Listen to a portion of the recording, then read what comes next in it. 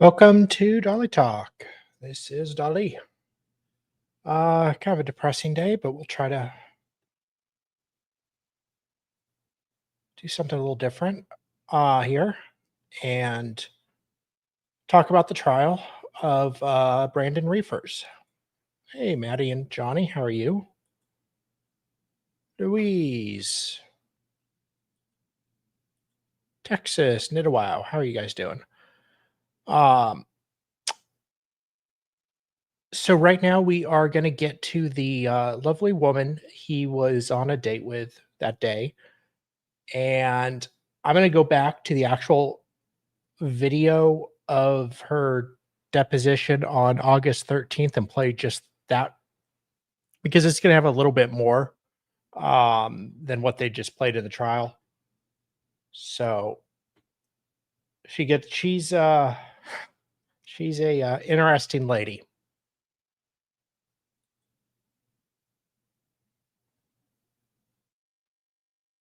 I guess these two crazy kids are not together anymore. Ashley Burns. All right. And Ms. Burns, what's your address? I'm not going to say that. Okay. What's your address?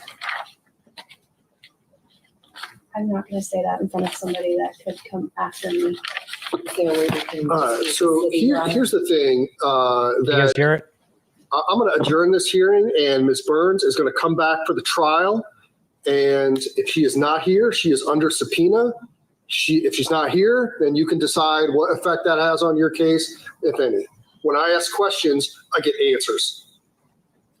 Thank you, Ms. Burns. You're free to go. I'll see you back here for the trial.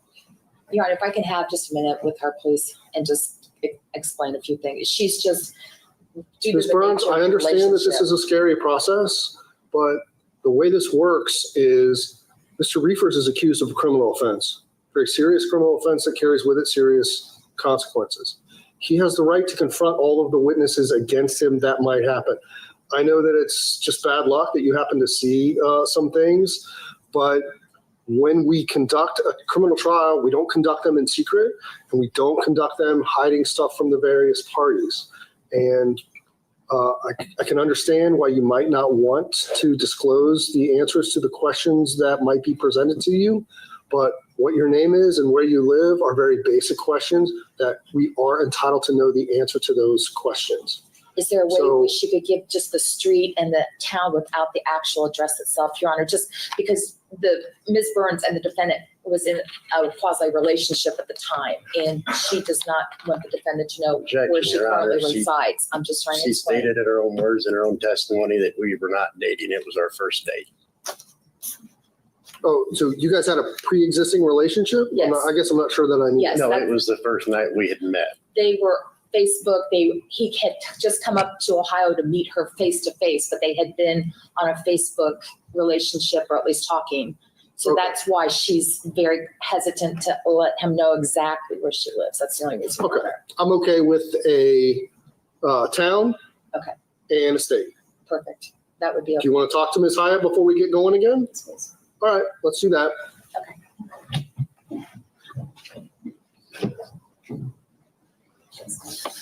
Oh, thank you, Louise.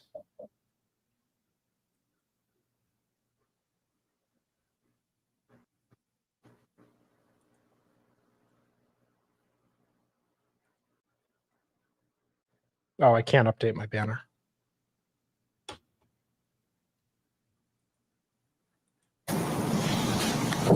I believe she's fine with proceeding, Your Honor. Thank you. All right, Ms. Burns, could you state your full name and spell your first name and your last name? Ashley Rebecca Burns, ASHLEY, BURNS. And where is the town and state in which you live? New Albany, Ohio. All right. We have a trial that is set for September the 9th and the 10th in this case. It's my understanding that you're not available to come back for that trial. Is that right? Why is that? I'm going on vacation. Is this a pre-planned kind of thing? This is. All right. Any questions about that limited issue? No, Your Honor. Any questions about that limited issue?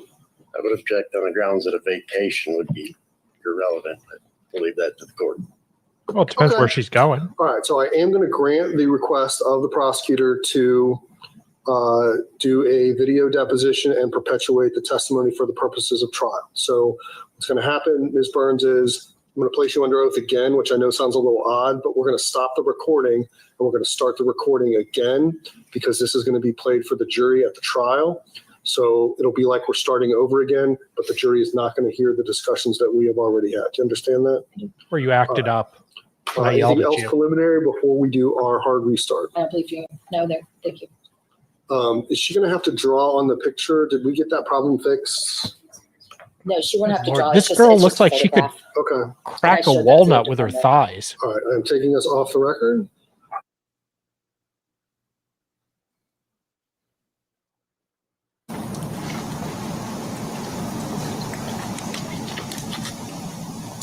All right. Ms. Hyatt, call your next witness, please. Your Honor, we are calling Ashley Burns. Ms. Burns, could you raise your right hand for me, please? Do you swear or affirm that the testimony you give in this proceeding will be the truth, the whole truth, nothing but the truth, so help you God? Ms. Hyatt, you may proceed. Thank you, Your Honor.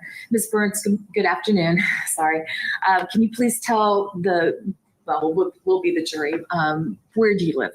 New Albany, Ohio.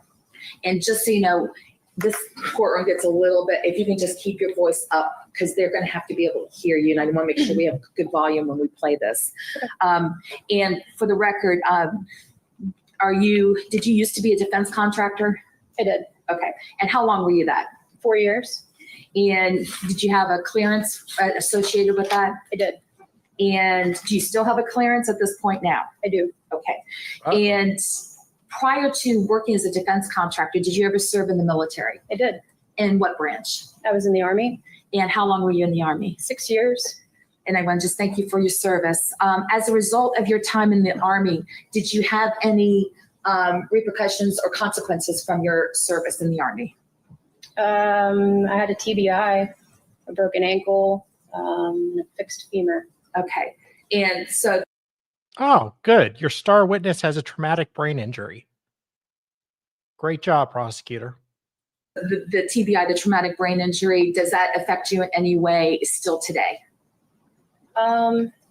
Most days, yes. In what way? Memory. Memory. Okay.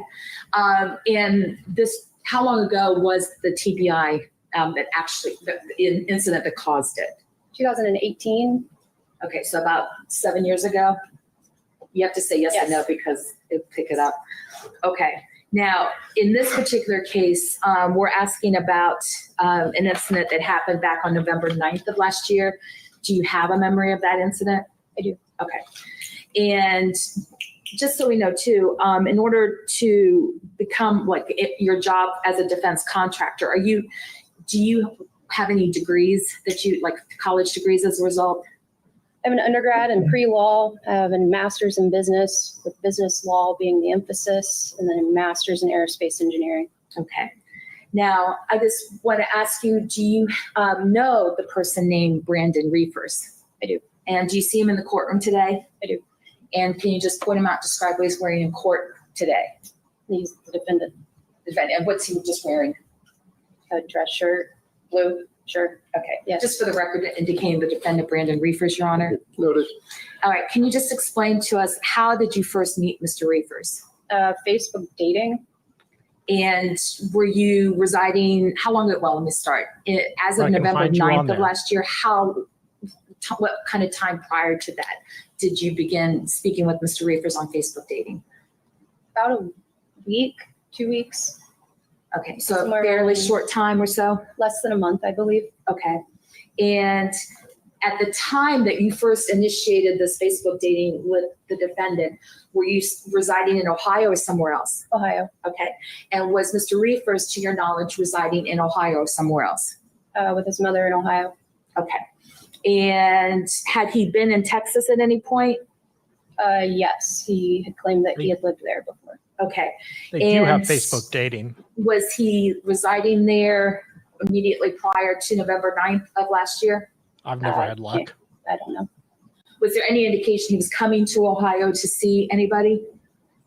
There was an indication that he was currently living in Ohio with his mother. Okay. All right. And as a result of your speaking with the defendant online with Facebook dating, did you arrange an opportunity to meet face to face? I did. Okay.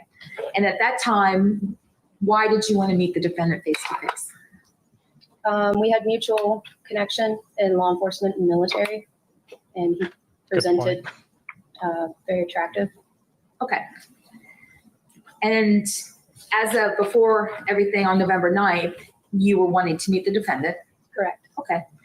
And I know you don't live in Warren County, but were you coming to visit Warren County for a particular reason back on November 9th? I have a college friend that lives around here, And for the record, who's that person? Lindsay Davis. Okay. And did you also know her husband, Robin Davis, I did.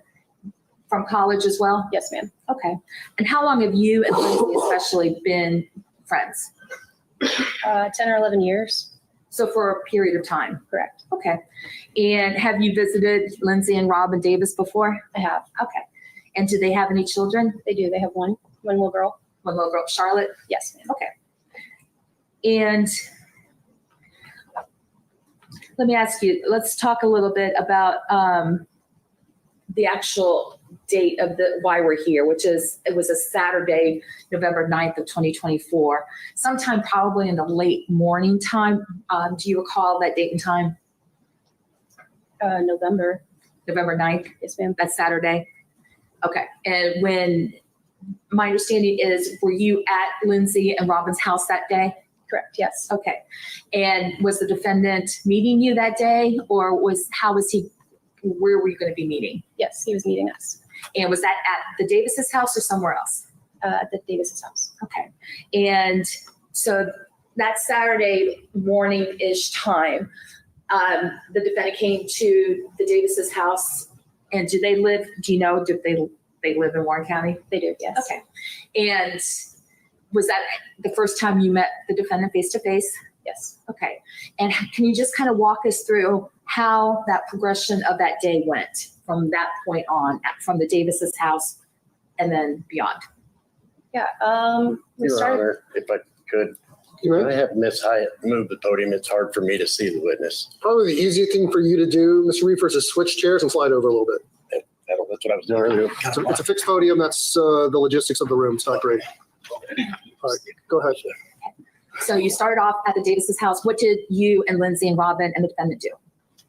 We started at coffee, and then from there we were trying to find a Christmas festival. The one that we initially had wanted to go to was really busy, so we had found another location.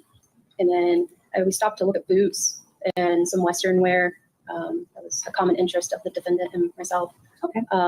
Walked around and looked at boots and things like that, and then decided to just go find a place to eat, which ended up being 50 West or 52 West. A local brewery? Correct. And that would have been in the one in Mason, I think. I believe so, yes. That's fine. I know you're not from Warren County. Let me just ask you, when you left the Davis's house, Lindsay and Robin accompanied you? I rode with Mr. Reefers. Okay, and that's what I was going to ask you. So Lindsay and Davis drove to this Christmas market or festival, and then you drove with the defendant? Correct. Okay. And do you recall what kind of motor vehicle he had? White SUV, I believe Toyota. Just going to show what's the Mark States Exhibit 15. If I can just show it to the witness first, Your Honor. Go ahead. This is States Exhibit 15. Do you recognize that photograph? I didn't recognize the vehicle. And does that appear to be the same type of vehicle that the defendant was driving that day? Yes, ma'am. And I'm not sure, can I publish? You can. I can. Okay, I'm just going to show this for the jury then. This is what number exhibit? It's going to be Exhibit 15, Your Honor. All right, go ahead. All right. And that would have been the motor vehicle or the same type of motor vehicle that you and the defendant drove around in on November 9th? Yes, ma'am. Okay. All right. And when you go to 50 West, just for the record, is that a brewery? Yes. And did you or Lindsay or Robin or the defendant partake in drinking any beer? Yes. And approximately how many beers do you recall you had that was it afternoon, evenings, or something else? It was afternoon. There was an afternoon Ohio game on, as well as OVU. So we watched both those games. I had approximately 3 beers, 3 beers. Okay. And do you know if Robin or Lindsay had any beers? 1 or 2. Okay. And what about the defendant? Did you observe if he drank anything at 50 West? Yes, one or 2. A couple. Okay. Yeah. And let me ask you, are you cautious at all in ingesting alcohol? I am. And for what reason? I had a clearance. And is that something that could affect your clearance Yes, if I got pulled over, I could lose my job. if you were driving and drinking? Okay. Thank you. All right. So at some point then, do all of the 4 of you leave 50 West? Yes, And where do you go? we go back to the Davis's house. Okay. And for what purpose? Just to kind of hang out. We had a couple more drinks, sat out back, just kind of chatted. The conversation at the brewery was going well. It appeared that the defendant and my friend's husband were getting along very well. They're both Freemasons, allegedly. Uh-oh. And I think there was a connection point there, which made him Uh-oh. feel comfortable. Lindsay as well, with it being their home. So he was invited back for all of us to continue conversation. And at this point, had Freemasons, you things still been say? going well between you and the defendant? Correct, yes. Was there any plans for like eating or dinner or anything back at the Davis's house? We had some snacks at the brewery, and then it was proposed to just do snack Yes. burgers and fries, things like that at the house. Okay. And after you Oh, left very 50 sus. West, were you again driving in the defendant's motor vehicle? Correct. Okay. And did you make any stops, the 2 of you, en route to the Davis? That is a good point. Like, how do you identify other Freemasons? Like, do you have a secret handshake or something? Like, how?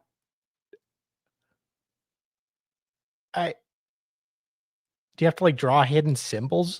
That's really weird. The defendant, she was hanging out with the defendant. It was their first date, and she's describing the first date with him.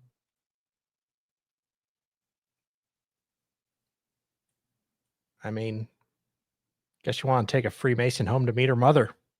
Davis's house? We did. And where'd you stop? It was one of the local liquor stores And for what purpose? to buy alcohol. Okay. And do you remember what kind of alcohol you guys purchased that afternoon? I got a military branded bourbon, had a horse on it, horse soldier bourbon, it's an army bourbon for the special forces that went over into Afghanistan. And then I believe it was Weller Red that the defendant had picked up. That Mr. Riefers did? Correct. Okay. All right. And then did you then continue after you left the liquor store? Did you then go straight to the Davis's house? Correct, yes. Okay. All right. Now, had Lindsay and Robin proceeded from 50 West directly to their house, if you know? I believe so. Okay. And once you got back there, you indicated that you sat outside, did you have some drinks? We did. Okay. And what kind of drinks were going on at that point? Robin was making old fashions. It's kind of always been his signature in all the time that I've known him. And then I believe Lindsay was drinking a couple of straight bourbons. It was kind of everybody was just drinking bourbon. And do you know, was this bourbon that everyone was drinking, was it from your bottle, the defendant's bottle, or something else? I don't know. Okay. Were you pouring any of the bourbon, or was somebody else? The men were pouring the bourbon. I see. Okay. All right. And you have, if you recall, approximately how many bourbon-related drinks did you have, or drinks did you have that evening or afternoon? Probably 3 or 4. Okay. What about, did you observe anyone else having the bourbon as well? I'm assuming the old fashions? Yeah, we were all drinking. Okay. Was the defendant also having an old fashioned? I believe so, yes. Okay. How many, if you recall, how many approximately did Robin and or Lindsay have that evening? We were all kind of drinking at the same pace. Okay. So probably 2 or 3 as well. All right. And did you see the defendant drink 2 or 3 old fashions or something else, or He was drinking a lot of the Weller. the Weller Red that he bought? Correct. All right. Was he drinking that straight or mixed, if you know? I don't remember. Okay. Do you know how much of that Weller Red bottle he drank? Significant. I mean, probably down to the label. Objection, Your Honor. Speculation. We were all drinking the same bottle. Good. Overruled. Go ahead and continue. And when Well, you say no, down no. to the label, do you know like where the label is on the Weller Red bottle? She said, I don't know, probably down to the label. It sounds kind of speculative. So probably 3 drinks down. 3 drinks down? Okay. All right. And at some point, Did you have dinner during all this, or was dinner before or after the bourbon drinks? And we had ate prior to coming home, and then it was like snacks, and then we had burgers. The burgers. Was that burgers like while you were partaking, like everyone was partaking in bourbon and drinking? Correct. Okay. Yeah. And was that inside or outside the house that you guys were eating and drinking? Robin was outside, tallow frying hand-cut fries, and then the rest of us were inside playing with Charlotte, the baby. And then there was a moment where the defendant walked outside to talk to Robin, just hang out, I suppose. Let me ask you, Ashley, as people were drinking that evening, did you notice any change specifically in the defendant? He became more assertive in his desire for physical interaction. What do you mean by that? He wanted to have sex. Okay. Objection, Your Honor. Overruled. Did he say that to you? He did. All right. And what was your response to when he said that's what he wanted? I moved off of the couch. We initially were sitting side by side, and then I had kind of moved and then excused myself to let Lindsay know that we probably need to figure something out. And okay, so let me start with, why did you feel like you had to move? He grabbed my wrist and told me that he drove all this way and it better have been worth it. Mr. Smooth. And that made me nervous. All right. And then when you sat there, and where did you and Lindsay have this conversation? Inside the house. Okay. Where he was sitting as well, or No, somewhere I else? dismissed myself and said I need to use the restroom. And then Lindsay walked in with me. Okay. And when you said you wanted to tell Lindsay that you have to figure something else out, what did you mean by that? That our physical safety, my physical safety was more important than the defendant getting belligerently drunk in the back of the house. All right, let me go a little bit deeper. I'm sorry, but okay. So when you said your physical safety, at this point, were you in fear for any physical safety issues? Not when Robin was sitting out there, but Robin had dismissed himself to the restroom and he had grabbed my wrist and kind of made it known that he wanted to, Objection, Your Honor. I never touched her. Overruled. he made it known that he wanted to stay. Okay. To stay the night, you mean? Correct. Okay, at the Davis's house. Correct. Okay. Did you ever tell him, no, you're not interested in that night? I don't believe a solid no was the answer. I just kind of brushed it off. Oh, Okay. And then at this point, Texas. when you dismissed yourself, how was the defendant acting when you got up? And he just sat there. Okay. Did he appear to be under the influence at all to you at that point? Objection. Overruled. Yes. In what way? Can you just describe for us what about what you observed about him led you to believe that he may be under the influence? Based off of his behavior when we had first started hanging out, to then consuming alcohol throughout the day, and then at the house, he'd become more assertive in his conversation, and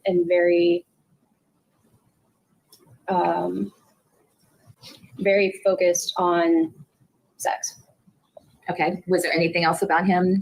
When you say assertive, I guess I'm just trying to make sure in what way was he assertive? He just was bringing it up verbally. Like anytime anyone would move, he would just say how much he wanted me and how I was different than everybody else and how he's never met a woman like me and the military and Aw. commonalities and things like that. And how did that make you feel when he was telling you all that? When it was sober or before we started drinking, it was nice to have a connection point of being military or law enforcement or having some of the same interactions or struggles post-service. In the moment, it didn't feel great. Okay. So when you dismissed yourself, was he still sober? No. Okay. What do you tell Lindsay? Escalation. That he was being very aggressive in his speech on how much he wanted to sleep with me, and that probably wouldn't be safe given that we had just met and that their baby was asleep in the bedroom that I was like right beside the bedroom I was staying in. Okay. Just so we know too, do they live in a 1-story, 2-story, or some other kind of house? So they've got a finished basement and then 2 stories. Okay. So like 3 levels. Okay. Now, True, Trenton. after you tell Lindsay that he's being aggressive, what's the next thing that happens? Robin comes out from the restroom and he said, well, I will talk to him and we'll see what we need to do. All right. And were you present when Robin talked to the defendant? I was not. Where are you and Lindsay when Robin was talking with the defendant? In the kitchen. All right. And what happens after that? So Robin had asked him to leave. I believe it was very fraternal. Hey brother, I think we're going to bed. It's probably best that, you get on your way, kind of thing. And Lindsay and I had walked out to the front of where the garage is, because my vehicle was there, her vehicle was there, and we just kind of wanted to make sure he was actually leaving. Let me ask you, when Robin asked him to leave because everyone was going to be going to bed, what was the defendant's response that you observed? He didn't want to go. Objection, Your Honor. Before I rule on the objections, I'm confused, Ms. Burns. Were you there and observed this, or is this something that somebody told you later about how he reacted? I was there. Okay. The objection is overruled. Go ahead. All right. So did he indicate verbally, physically, or something else that he didn't want to leave? He indicated verbally that he'd like to talk it out and figure out what everybody was upset about. He asked for a moment to communicate, essentially. Aw. With who? With anybody. I think at that point, I think there was confusion because Robin had came out and said, hey, we're all going to bed, after I had talked to Lindsay. And he was like, well, what's going on? And Robin was like, no, you need to go. So Lindsay and I had stepped out where the garage was, and he then proceeded to leave. Okay. And when he was leaving, what was his demeanor like? He was upset. Okay. And was Robin out there with you in the garage area when the defendant left? Yes. Okay. And so it was you, Lindsay, and Robin? Yes. Okay. And did anything happen as the defendant's leaving? He appeared to be backing up or trying to, but he actually moved forward in the direction of Lindsay and I. In the driveway? Correct. Okay. And then immediately backed up and hit the neighbor's bush and then the car. Okay, I'm sorry. So he's backing out of the Davis driveway and hits a bush that is between the Davis's house and the next door house? Correct. Okay. And the neighbor next door had a motor vehicle parked in their driveway as well? Yes. Okay. Did you actually see him physically come in contact with that motor vehicle? I did not. Okay. Did you hear it, or how do you know that happened? There were scratch marks on the vehicle as he had moved on. Once he had departed that driveway, there were scratch marks on that vehicle. Did you go over and see him? Yes. Okay. So you did see at least some kind of damage to the motor vehicle? Correct. Could you hear it when he struck that motor vehicle? No. Okay. All right. Let me ask you, you indicated that he was not sober at this point, and that was concerning to you because of his assertiveness or what have you. Was there a reason why you or anybody else didn't stop him from driving? My physical safety at that point was my priority. He's a grown man and can make his own decisions, to include his alcohol consumption. All right. After the defendant leaves, what happens next? We all go inside. And is there any further contact from the defendant? He had tried to call, left some voicemails. Who was he trying to call? Me. Okay. And about approximately, so we have an idea of time frame, he leaves, approximately how much time had passed before you received the first call from the defendant? Oh, immediately. And he left a voicemail, you said? Yes. And was there anything concerning about the voicemail to you? Just that he wanted to come back and talk it out, that he was really confused, validated how much he liked me, how he wanted to figure it out, understand what he did wrong. Did you respond in any way to have him come back? No, I didn't answer. You did not. How many times are we talking about that he called you after he left? I think there were over 20 missed calls and like 7 voicemails. Okay. At some point then, you said that you and Lindsay and Robin were inside and their daughter was upstairs in her bedroom. Correct. All right. At some point, does the defendant in fact return? He does. Okay. And at this point, where can you just tell us like where everybody is as the defendant's coming back and the defendant pulls in? Yeah. So he had left a voicemail that said that he was coming back and that he wanted to talk it out. I believe the words were, I don't believe what you're doing to me, but I want to make this work. I want to figure this out. I'm coming back. And then I had told Robin and Lindsay that I believe he was returning. And Lindsay at that point was like, he has exited this home without a welcome back. So this is a problem. She was concerned about her daughter Interesting. asleep upstairs. So Robin got his shotgun and he instructed Lindsay and I to go upstairs. Okay. Was Robin the only one who had a firearm at this point? We all had firearms. Okay. Had you brought your firearm with you? I did, Okay. Is that something you typically always carry with you? always. Okay. And you said that Robin and Lindsay both had a firearm as well. Yes. Okay. And why did you feel, let me ask you, why did you feel the necessity to arm yourself? I always feel the necessity to arm myself. I have PTSD. Okay. So no matter who was coming back, you would make sure you had your gun with you. Correct. Okay. All right. Now, That's a good point. do you see the defendant return? When he returned, if she had shot him, considering she'd had several drinks that night, the prosecutor would be calling into question how much she drank.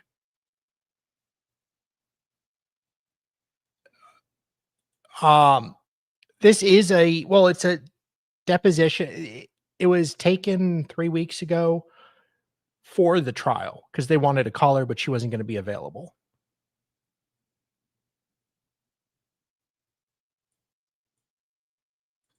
Yes, You can see the motor vehicle. Does he come back into the driveway again? he does. Okay. And at that point, where are you physically in the house? Physically, I'm upstairs. Okay. And is anybody else up there with you? Lindsay. Okay.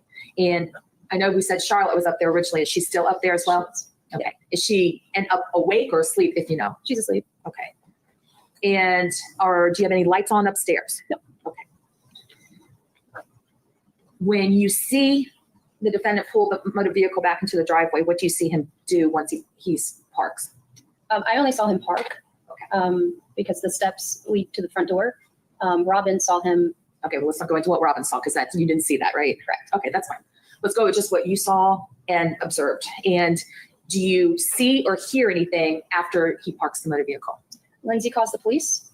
And then Robin said, "I'm by the back sliding door." You can hear Robin say that? Correct. Okay. And do you hear anything from the defendant at this point?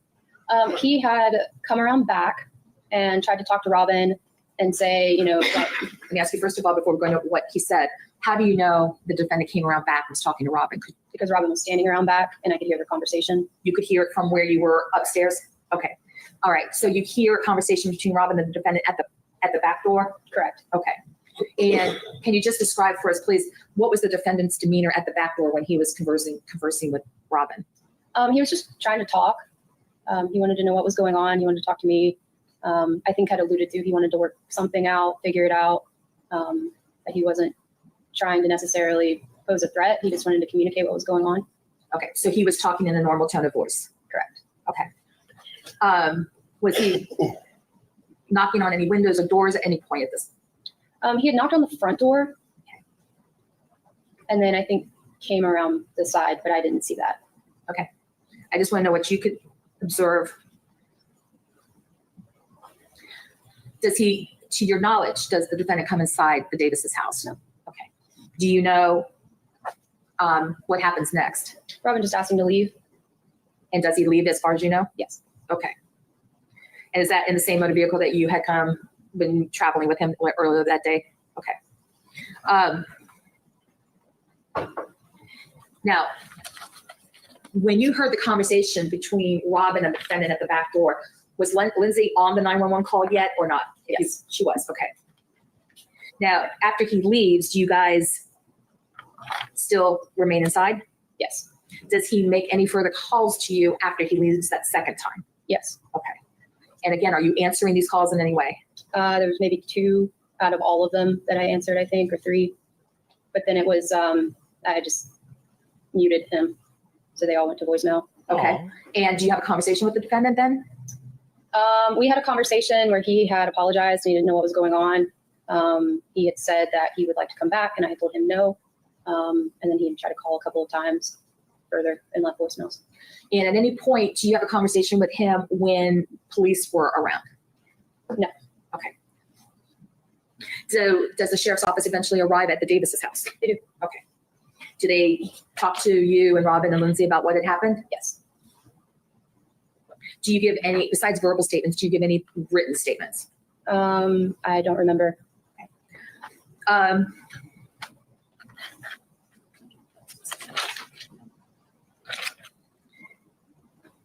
After the sheriff's office then leaves the Davis's house, do you have any further communication with the defendant?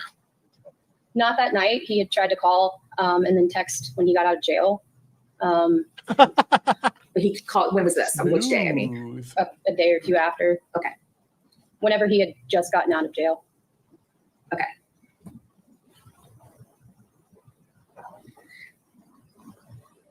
did you ever indicate to him that you'd be willing to meet with him? No. Did you communicate that to him? I communicated to him that I no longer felt safe communicating with him and to not contact me anymore. And after you had that conversation the next day or two later, did he ever attempt to contact you again? He tried to text me the same exact thing from his business phone, of which I copied and pasted my initial response from. Are we talking about the same time period as the other call? Correct. Okay. All right. And then after that, any further contact from this defendant? Your Honor, that is all I have. Thank you. All right, cross time. Mr. Riefers, you may inquire. Thank you, Your Honor.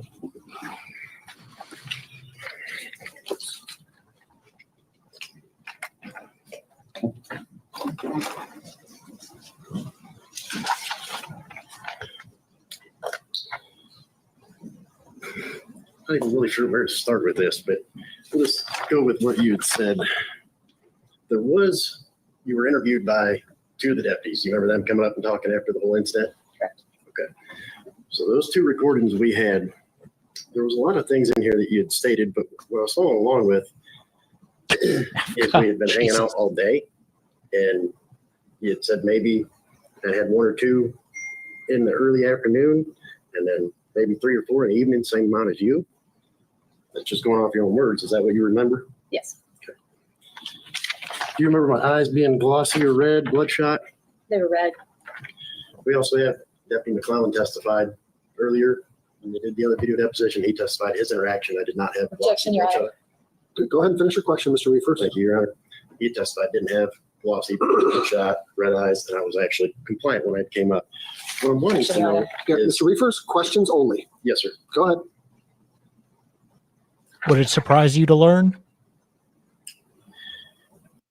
Working video, audio of everything that's been represented to you by Ms. Hyatt, right? The audio for some, When I was recording this, it messed up and went forward. I got back to where I unknown was. reason Just again. give it a sec. Like, He was upset. This other vehicle you said? Brief your opportunity to testify, and it is not your opportunity to provide commentary about what the other evidence may show. Do you have any more questions for Ms. Burns? Yes, Your Honor, I did. All right, go ahead then. Sorry, David.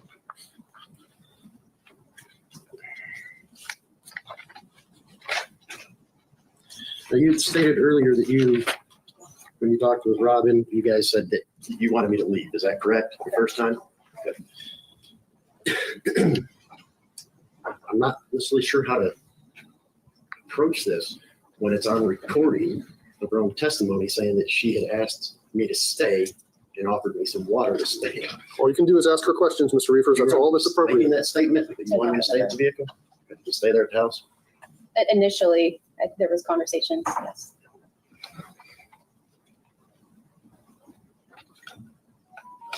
Dads.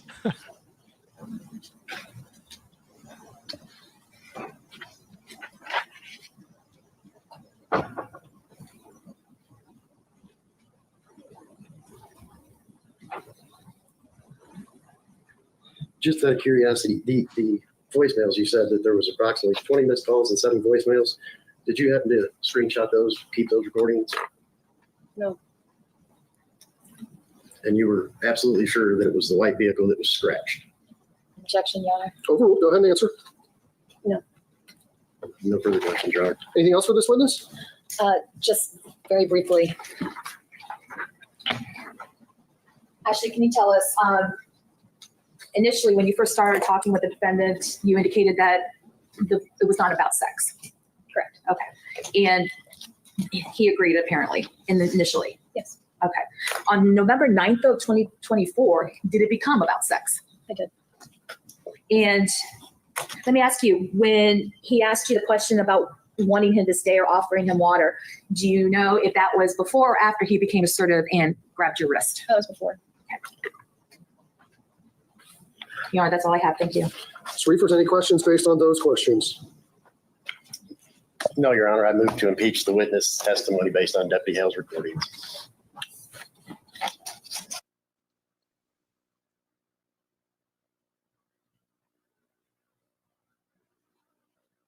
on the record having concluded the testimony of Ms. Burns. Procedural matter, are we going to still use the video deposition of Deputy McClellan? I don't know if we have to anymore. That's what I was going to talk to you about afterwards as well. Okay, I'm trying to confirm with him whether he is available, but I believe he is now. But I'm going to double check that because then we may only need hers. okay. All right, so Mr. Riefers, is there anything additional that you want to tell me about the motions other than what has already been filed in the stuff that I read yesterday? No, Your Honor, I'd like to just submit my statement that I made for today. And Is it the same as the one you filed yesterday, or is this new? no, this is the He also declares bankruptcy by, I declare bankruptcy. Same thing. new one. All right, we'll go ahead and attach it to the order like we did the last time. Anything else from the state? Well, except for me. No, Your Honor, I All don't right. think so. I did look, we are the only trial currently scheduled, so let's be in here ready to go at 8:15. 8:15 again. Okay, thank you. So the way this works, Mr. Riefers, I know we've been through this once before, but at 8 o'clock is when the jury reports. Don't mix, there's a line, don't mix in with that line, wait till that line empties out, usually about 5 after, then come. Yeah, so don't talk to the jury, blah, blah, blah, blah, blah. I'm going to skip back to the next witness. So we're just continuing now. Good afternoon. Can you please state your name and spell your first name for the court reporter, please? Yes, Robin Davis. First name's Robin. Oh, And Ms. Robin. Davis, can you tell the jury what is your occupation? Okay, so we got the sister or the sorority sister's hubby is now on the stand. I'm a consulting engineer, senior consulting engineer with a company called FM, Factory Mutual. And Lord, that hair. just from my own personal family experience, I know there's different kinds of engineering. What type are you? Schooling's mechanical, so I work with a lot of Good Lord, that guy's like used so much hairspray. He's responsible for the ozone hole. industrial plants.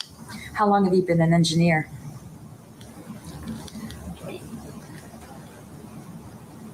14 years, roughly. 13, 14 years, somewhere in that ballpark.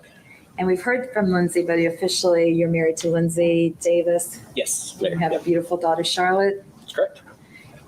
What is your address? 5539 Old Farm Drive in Mason. In Mason. Yeah. And do you know, is that Deerfield Township as well? Yes. Yeah, Warren Deerfield. County? Warren This County, is yeah, the trial, yeah, not deposition. And you know Ashley Burns that's correct. and also the defendant? Correct. And how do you know him? We met the evening Ashley was seeing Brandon, and we met that day just to kind of hang out and spend and get to meet one another. And that's the same day that we're here for? That's correct. Yeah, earlier in the day. That's correct. Okay. And that would be November 9th of last year? Yes, that's correct. How long have you known Ashley? 2012, roughly. 2011, 2012, right in there. Officially, where did you meet her? Oh, where? I'm sorry. No. You were right. No, no, no, I no, no, asked no. how long, but Gotcha. where did you meet her? At school, West Virginia Tech, where we went to school. Let's talk a little bit about why we're here. So it's Saturday, November 9th of 2024. Earlier in that morning, is that the first time you would have met, and just for the record, do you see Brandon Riefers in the courtroom today? Oh, yes, I do. Yes. And just for the record, what is he wearing in court today? Blue shirt. And noting the defendant's, Your Honor. Noted. That morning was the first time you met the defendant. Can you just briefly walk us through your day? Oh, yeah. He came by the house through Ashley's invitation through us. Came by the house earlier in the morning, ballpark, roughly 10. Just kind of introduced. We had some coffee at the house. We had planned, just go out, spend time together throughout the day, just kind of hang out, enjoy a nice Saturday. The weather was great. Came by the house about 10, hung out for about an hour while we finished getting ready, get our daughter together, which is a nightmare. And before we headed out to spend some time out in the city. Where do you remember where you went? Oh, a few places. We tried to go to the Christmas market at the Sharonville Convention Center, but that was a nightmare of trying to get in. The traffic was backed up like almost a mile.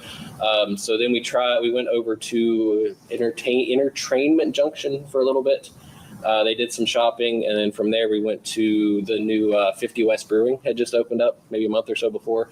So we went and hung out at 50 West Brewing, let Charlotte play in the sand, and just kind of spent time hanging out there. When you were traveling from your house to these different locations, were you all together in the same vehicle or more than one vehicle? 2 vehicles. Ashley and Brandon were in one vehicle, then my wife and I and the kid were in another. Do you recall what kind of motor vehicle the defendant was driving? It's a white Toyota. I believe it's a Highlander. Now, at 50 West, did you partake in any type of beer? Yes. Yeah. We all had, I think, one drink, maybe two drinks over about 2.5 hours. We had a lot of food as well. And just kind of, the weather was great. Charlotte was playing in the sand. So we just kind of had a great, probably close to 2.5 hours there. I know I had 2 beers. Who was the designated driver that day? I was for us at 2. And then I believe Brandon was with the other. I think you saw him get in to drive. All right, so you had 2 beers that day, okay, over 2.5 hour period, Yeah. is that correct? Yeah, All right. exactly. Yeah. And along with the food, do you remember approximately how long or when it was that you left? It would have been around Charlotte's nap time, so roughly 2:30-ish. Now, at this point, you've had some interaction with the defendant for at least a few hours. Can you just tell us what was your initial impression of him? It seemed like a nice guy. He was very polite, very well spoken. Had a great time. He was, I guess, cordial and everything. Even offered to buy a round of the drinks. So I mean, it was a good day so far. He was very nice. And when you said that you had a couple of beers, was that similar for everybody, or was anyone drinking more or less than 2 beers? I'm trying to think back. I think Ashley and Brandon might have had a third. I'm not 100% sure of that. I know my wife and I, because I was the one buying ours, was just 2 drinks. But I know they had both times we went to the bar together. So I think I know they had at least the 2, and I think they may have made a third trip. When you say they, who are you talking Oh, sorry, Brandon and Ashley. I'm sorry. Gotcha. At this point, when you leave 50 West, did you notice any change in the defendant's demeanor from what it had been all that day? Not at that time, no. What was the plan to do or go next? So we went back to our house to put Charlotte down. The plan was to everybody would come back to the house and we would cook dinner. We already had some plans for burgers and everything, plenty of food, and just kind of keep spending the time together, maybe have a couple drinks and just kind of hang out at the house a little bit and enjoy the rest of the evening together. Now, I understand from Lindsay that you are kind of like a bourbon lover. I don't know if that Try to sounds be. bad, but A drunk. Definitely not aficionado, but that is my go-to, yes. now, what kind of bourbon do you drink? Typically, I like a Weller, weeded bourbon. Weller's usually my go-to. It's a common one, but usually a weeded type bourbon. And on this particular day, did you have bourbon back at your house? Yes, we had a little bit back at the house, yes. Now, when you left 50 West, did you go directly home? We did, yes. My wife, myself, me, Lindsay, and Charlotte went directly home. Do you know if Ashley and the defendant went straight from 50 West to your residence? As far as I know, they did not, because they came back to the house with additional alcohol and said they'd stop by the local, I can't remember which one, but the local store. Do you recall what kind of bourbon that the defendant had purchased? The defendant had purchased a bottle of Weller. It's come on, brain. It's the red label, the Antique 107. Come on, brain. Okay. Oh. And when you first get back to your house, do you immediately start dinner, or do you have beverages or apps, or how does that evening kind of play out? So to start with, when Lindsay and I get home, we put our little one down and we just kind of relax. It's our very free time from the little one. But once everybody kind of rejoins about an hour later, my wife and I start putting dinner together. I'm handling the grilling. We made some homemade fries out in our fryer with some beef tallow. So I was kind of doing a lot of the cooking. Lindsay was helping me with the prep. Oh, he uses beef tallow. Let me tell you about my beef tallow. And then we didn't start drinking until after I'd started cooking. For me, Brandon had offered me a drink of the bourbon after I was out at the hot grill. So he just started drinking there, offered me one. And I was standing over the hot grill. So I remember cheersing and having a drink, but I didn't drink the whole thing because it was actually there the next morning still out on the table. Okay. Do you recall which bourbon you were given from the defendant? I believe it was the Weller Red. And how was that? How did you have Only that? the prosecutor had that deal. Straight bourbon? Was it mixed with other mixers? At that time, it was just on the rocks. On the rocks. Did the defendant also have a bourbon with you when he brought you one out at the grill? Yes. Now, at this point, prior to dinner being prepared or completed, how many approximately bourbons did you or the defendant drink in your presence Just the one during that cooking period, just the one. for each of you? Yeah. Like I said, mine, I didn't even finish the full cup, but did drink from one, and then he drank his one at the same time. You had dinner, I'm assuming? Yep. After dinner, do you have any bourbon with dinner? I did not. Brandon did. He got a refill. I think the rest of the group, if I remember right, Ashley did. I don't remember if I don't think Lindsay did. But just as we were eating dinner, all sitting around. And then I know we just, after everything settled, we got the little one down. We just kind of hung out the rest of the evening and did continue to have some drinks. And when the defendant had another drink of bourbon at dinner, do you recall what kind of it? Was it straight bourbon again on the rocks, or was it something different? It was still on the rocks. I didn't see which of the bottles, but it was straight. It was still on the rocks. After dinner, did you prepare any bourbon drinks for yourself or anyone else? Yes. After dinner, I made one for myself. I did an old fashioned. And at least for a while, that was all that I prepared. I made Lindsay one real late in the evening, but for myself, I just made the one before we went out to our sunroom to kind of relax. As the sunroom that has like the stove in it. Exactly. Yes. Now, when you prepared your old fashioned, did you use the defendant's bourbon, your bourbon, or something else? Mine. And that would have been the Weller that you have? That would have been, I had Weller as well. I used Buffalo Trace for my old fashions. Buffalo Trace okay. Yeah. All right. After dinner, do you recall approximately how many old fashions you would have consumed? After dinner, I had one. I would say 1.5. I never finished the last one, but one while we had a cigar in the sunroom. You and the defendant? Yes, that's correct. Sometimes women partake in that too, so I wasn't sure. Yeah, I did make Lindsay one when I went for my second one, but neither one of us got a chance to really finish it. And these are old fashions that you're talking about? That's correct, yes. And after the one bourbon that the defendant had with dinner, do you recall approximately how many more bourbons, if any, did he consume over the rest of that evening? I know of at least 3 on the rocks. Because I remember him getting refills. He brought Ashley a refill at least once. But at least 3, possibly more. After dinner? That's correct. Yeah, while we're having cigars in the sunroom, yes. So at this point then, with the 3 after dinner, the 1 with dinner, and the 1, we're looking at approximately 5 bourbons that evening or afternoon into evening? Yeah, pretty much, yeah. Did you ever have a chance to see how much of the Weller Red the defendant consumed? When I got a chance to see it before the bottles were combined, roughly half, maybe between 1/3 and 1/2, somewhere in there. Not quite a full half. Of the bottle was gone? That's correct, yeah. And it had been full originally? Yeah, brand new, yeah. Now you said before they were combined. Can you tell us a little bit about that?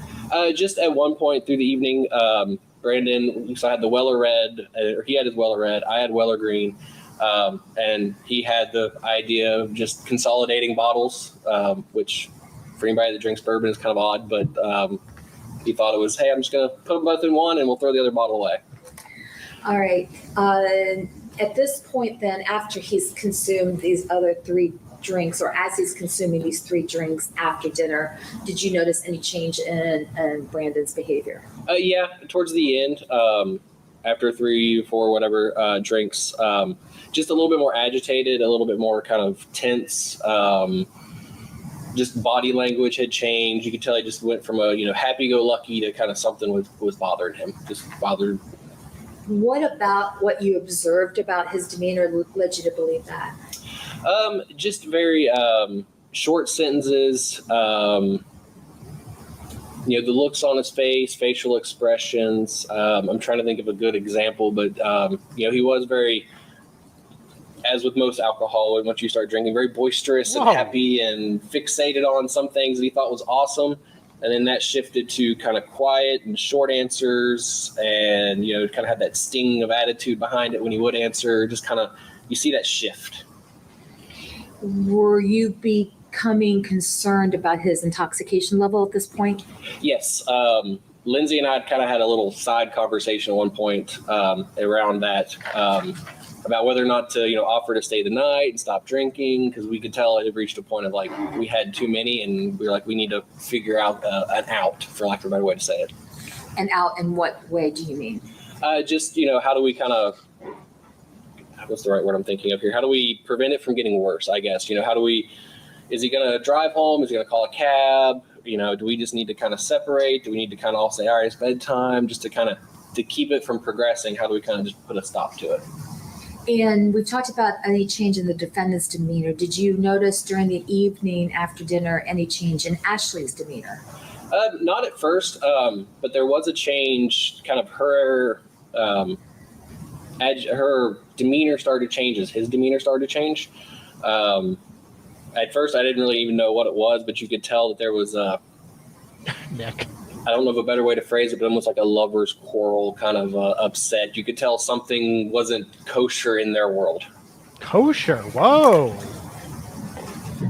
After observing those changes, do you become informed, or do you have a reason to want the defendant to leave your home? So let's see.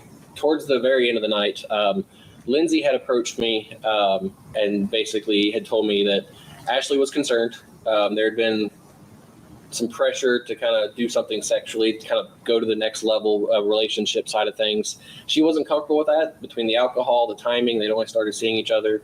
So she kind of expressed concern of like, how do we ask him to leave? Is there a way that us being our house, if we could say, hey, we're ready to wind down for the evening, want to wish you a good evening, what have you?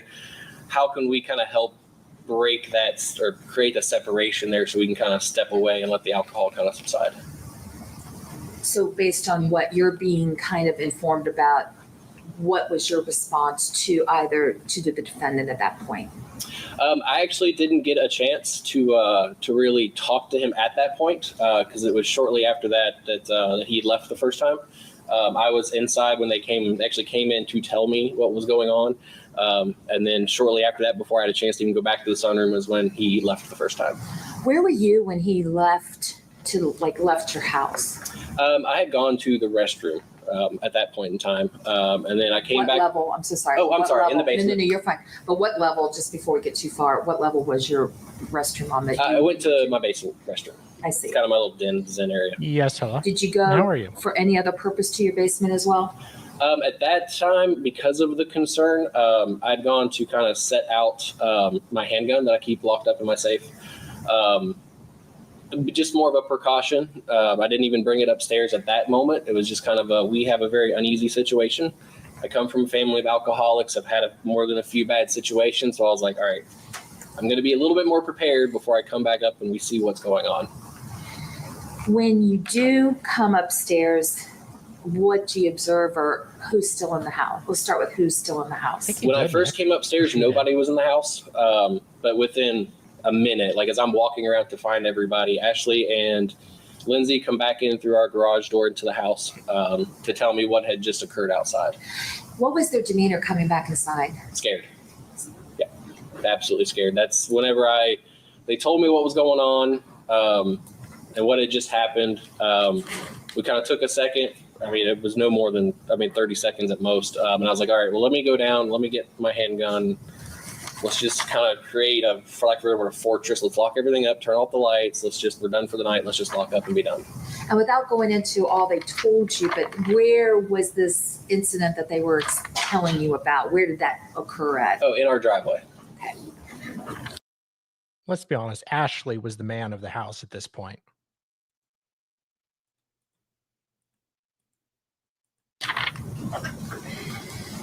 At this point, to your knowledge, or do you know, had the defendant actually completely left your property? They said that he did. I did not see his car when I looked outside in the driveway. So for everything I could see, he had fully left the property. Were you concerned at all about him driving at this point? We were slightly concerned, yes. Were you present, or let me start with, after the defendant left your property, did he ever make contact with anybody inside your residence? He was trying to still call and text Ashley during that time. All right, and you were present when he was at least trying to call her or text her? Yes, we were all three of us were in the kitchen at one point in time when she answered on speakerphone. It was basically said, "You're not welcome back. We'll talk about this later. I don't want to talk right now. Don't come back," et cetera, and basically hung up on him. So when he was on the speakerphone that you heard, was he wanting to come back? Yes, he wanted to come back and talk to Ashley, try to figure it out. I didn't really hear anything about apologizing, but basically, like, we need to figure this out. I want to talk through it. I just don't need to talk to you, et cetera, stuff like that. All right, so he's told not to come back. Are you concerned that he still may try to come back? At that moment in time, it was a slight concern, but I was like, well, okay. Like, clearly he's not welcome. At that very moment in time, it was a slight concern, but I was like, I don't think it's going to happen. My brain's saying, realistically, probably not. And where are you and Ashley and Lindsay located in the house after these calls have been happening? During all of that time, we sat in our kitchen where we have a couple chairs, like a little coffee nook. You can see out the front, one of the front windows to the driveway.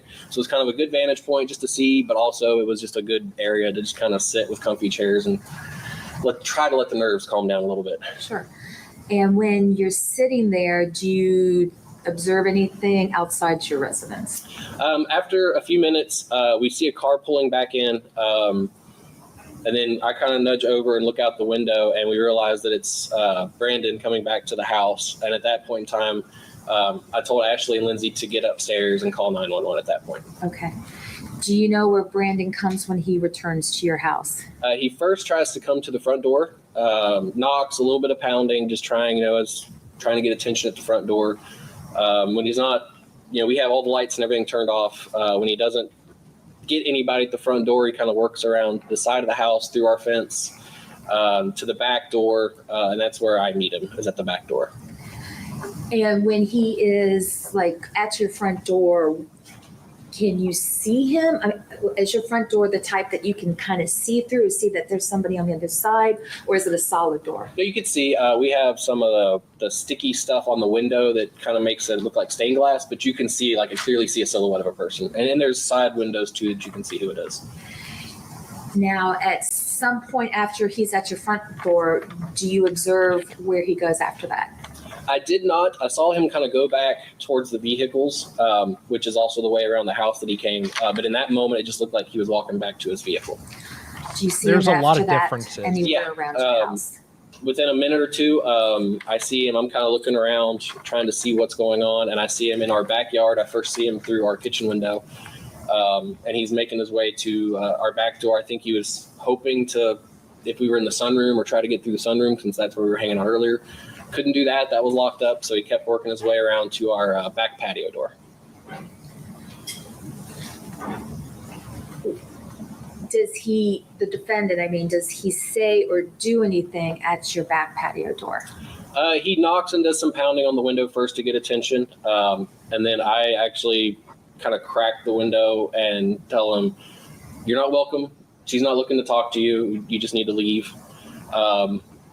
And he said something along the lines of, I just need to talk to her. I need to figure out what's going on. I need to apologize. I said, "Nope, now's not the time. You just need to leave." And then called me, I think it was fucking asshole or something, just aggravated. I think I knew no asshole was said in there, but definitely just aggravated, and then turned and started walking back away. I know he hit our door, or well, I shouldn't say door, the sliding door, but it's our sunroom window. I could hear the thud of the hollow glass. And then slammed the gate. I could hear that as he went away too. Both of those were loud enough, even in the house, you could hear that had happened. Do you try to keep an eye on him as he walks around the rear of your house? The best I could. Our house at the time, there wasn't an easy way to be in the house and see that, what I would call the far side, through our garage. But I watched him through the kitchen window walk around towards the sunroom, and then kept an eye out when he got back into his car. Did he leave your residence at that point? Yes. Do you see, is there only one way to go when you're leaving Old Farm Drive? There's two different ways. If you hang a left, it takes you to Snyder through a couple other streets. If you go right, it takes you through Kensington out to Field Journal. So it just depends on when you leave our driveway. If you go left, it takes you to one main. If you go right, it takes you to the other main. Were you able to see which which direction he decided to go? Yes, he took left, so I assumed he was going towards Snyder. After you see him exit your house or your driveway, what do you do? We all just kind of convene. Once I kind of know the car's gone, Ashley and Lindsay stayed kind of at the top of the stairs, and I was at the bottom of the stairs. At that time, Lindsay was on with 911 because I know she asked me which direction he went, so I told her. And we just kind of wait at that point. We all kind of huddled up right there at the stairs because it's kind of the central area to protect the upstairs, and just kind of waited for the police. And I'm assuming the police eventually arrived. Eventually, yeah. Knowing what we know now, we actually were complaining how slow it was, but we know that they had stopped him before reaching our house to talk to us. So there was, in the moment we were annoyed, but we now know why. Did you give them verbal statements? Yes. They ask us some questions and whatnot. Do you ever provide a written statement to the police? I don't recall if there was anything written or if it was just verbal questions at that time. I don't remember writing anything. After November 9th, did you ever have any further contact with Brandon Riefers? No, not until, I guess, the trial in general. That's all I have. Thank you. Mr. Riefers, you may inquire. Your Honor, can I have just a 2-minute recess to get a couple things? Okay, ladies and gentlemen, we're going to take, let's go ahead and take about a 5-minute recess, 5 to 8. There's no such thing as a 5-minute recess, probably taking more like 8 minutes. And we'll be back here ready to go. Remember what I told you, don't start thinking about the case or talking about the case. Scroll click and take the jury out.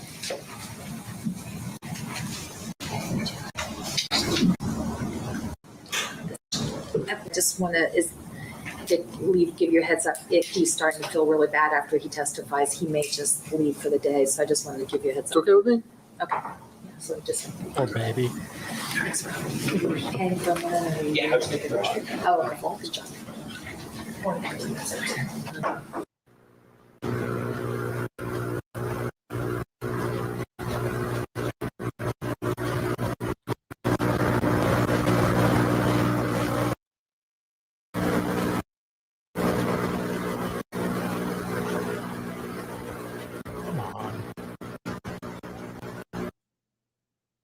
Was Ashley,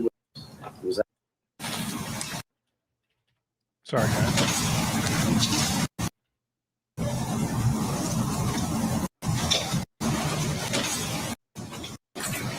Inquire? Okay. yeah.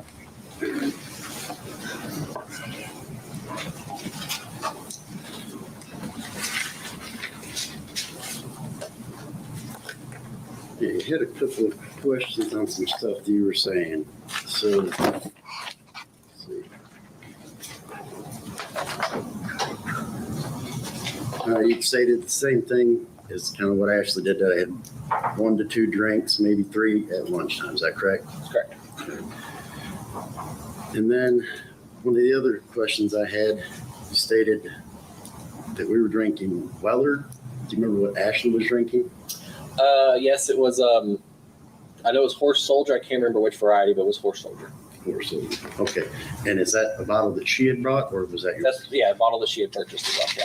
And would it surprise you that your wife stated that it was a bottle that you had? I don't know. All right.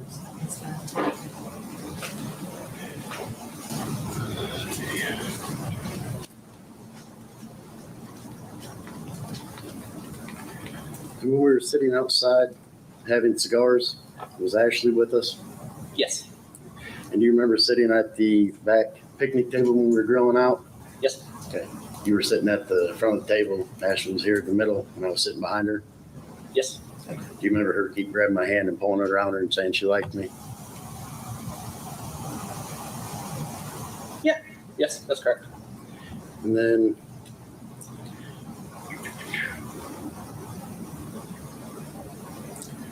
now, this is where I start getting confused. Okay, so when I left, where were you? In the basement on my way up, basically to the upstairs, more or less, finishing my restroom trip, and then coming upstairs. And like I said, within a minute or no more than 2 minutes, probably closer to a minute, for me returning up the stairs is whenever they came in the house. The ladies came in the house, Ashley and Lindsay. Okay, and they came in from, From the driveway garage, through the garage, from being in the driveway. and would it surprise you that your wife had testified just earlier that you Objection. and her Overall. and Ashley were in the garage? I mean, I don't know if I can. Were you present when I backed up and left? If my wife No, said I it, wasn't. that's what happened. Thank you.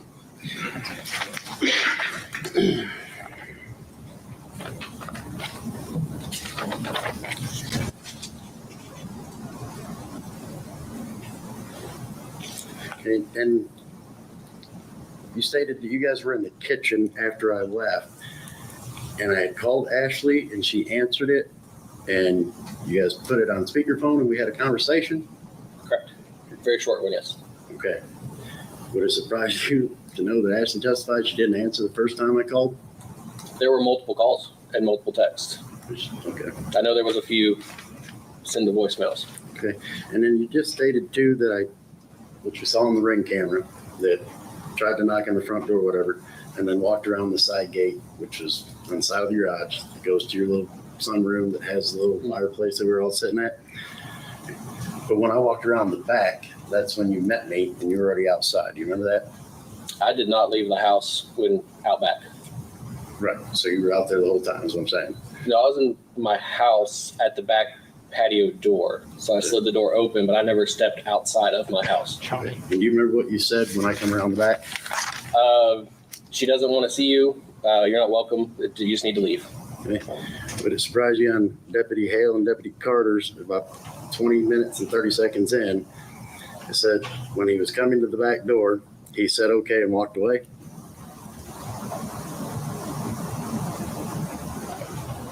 At that time, maybe, yeah. And you didn't see any of these missed calls or text messages that Ashley was saying that I had called that many times? I just saw that they had showed up on the phone. I didn't read any of the messages or anything. All right. So over throughout the whole night, you saw me have 3 to 5 drinks in the evening while we were there? I would say 5. Yeah. Okay. 3 to 5. All right.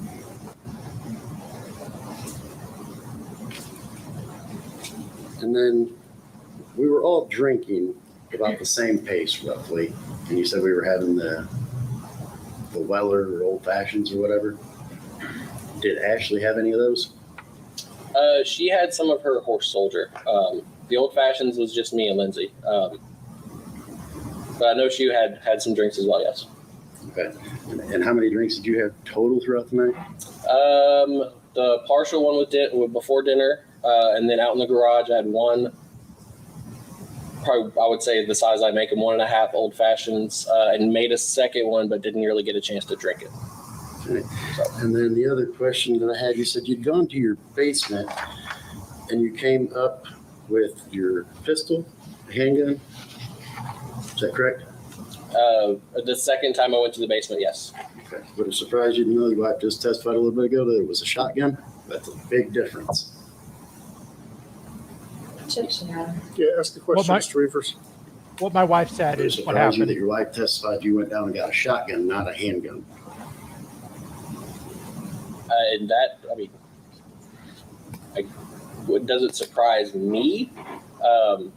In that moment with everything, I would say it doesn't, just because of the intensity of everything. All right. And then you remember stating to Deputy Hale and Deputy Carter while you, because you guys didn't do a written statement, but you remember stating that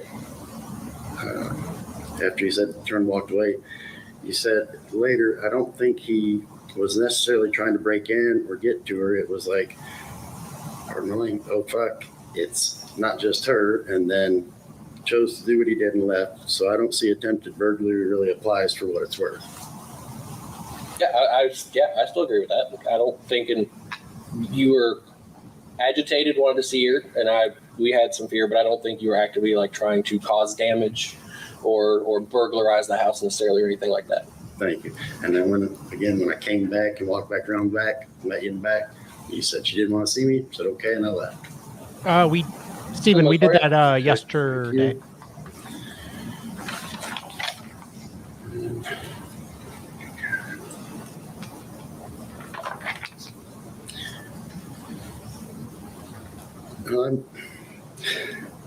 Do you happen to know which vehicle that I backed into? I know it was our neighbor's black SUV, and I believe it was their newer Jeep. Their newer Jeep, but they also had two black SUVs, and I can't remember if it was before they upgraded to the Jeep or if it was their previous black SUV. Okay. Did you see this? You weren't present? I was not. Sorry, yes, I was not. I did not see the vehicle get hit. No. Okay. Did you see any damage afterwards? I did not. I did not inspect their vehicle. Okay. Would it surprise you that you yourself even told Deputy Hale and Carter when you were there, along with Lindsay, that you guys weren't sure if it was a white car or not, but you thought it was a white car? And probably, I could see that. And being at night, yep.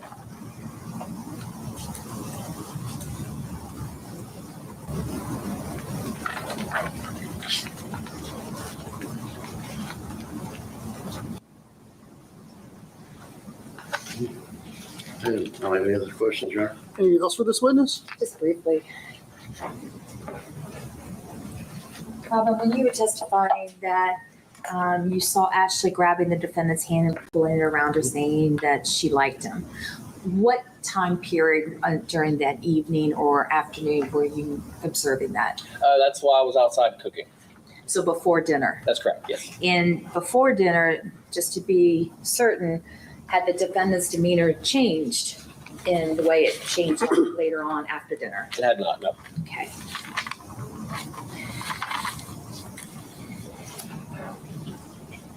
Do you have a memory, can you tell us today, of the defendant just walking around to your sliding door, not touching anything, you telling him Ashley doesn't want to see him, he says okay and leaves and doesn't do anything else? I remember it was overall cordial. I think there was more than just said okay that I can recall, but there wasn't a, I'm trying to think the right way to phrase it. There wasn't a, I'm going to fight you type negativity or anything. It was just more of a pissed because he wanted to do something and basically couldn't, but it wasn't like a, you fucking asshole, and then it did cussing up now. It's more like, fuck, and then okay, and then just kind of left. But he did call you a fucking asshole. But that was overall cordial? In a nice way, I'm assuming? In context to the situation, in my opinion, it could have been a lot worse. So that's why I kind of look at that as, I always Should see how Hella talks about me backstage. Okay. And when the defendant asked you that you and he were pacing each other that evening with your drinking, did you actually consume 5 bourbons that evening? No, I can't. I had gastric bypass surgery roughly 2-ish years ago, 2.5. So I can't do that much. It makes me sick in my stomach. Now, as far as were we drinking at the same time? Yes. The pace at which we were refilling was not the same. Thank you. Are we done? Oh, I'm sorry, that's all I had. Ms. Riefers, any other questions? Yes, Your Honor. I wanted to clarify. You said when I came around the back, just so we're all clear on the same page, are you saying that I called you an asshole and then left? Yes. Why didn't you say that to the deputies up front to begin with? I just didn't think it was that important in that moment. Like I said, I've been called worse. So. Okay, that's kind of what I was curious on, is because what you testified is you literally said. Objection. Yeah, let's ask the question, Mr. Riefers. Okay. Again, did you state to My Deputy stomach. Hale and Carter while they were there, but when he was coming to the back door, he said okay and walked away? In that moment, that's, yeah. Okay, so thank you. All right. I move to impeach him.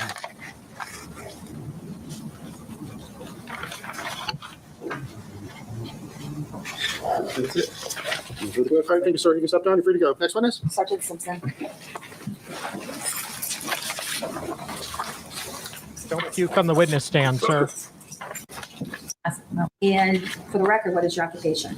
I'm a sergeant for the Warren County Sheriff's Office. How long have you been with the Sheriff's Office? In 2 days, it'll be 23 years, or finishing my 23rd year. And how long have you been a sergeant with the Sheriff's Office? Since September of 2018.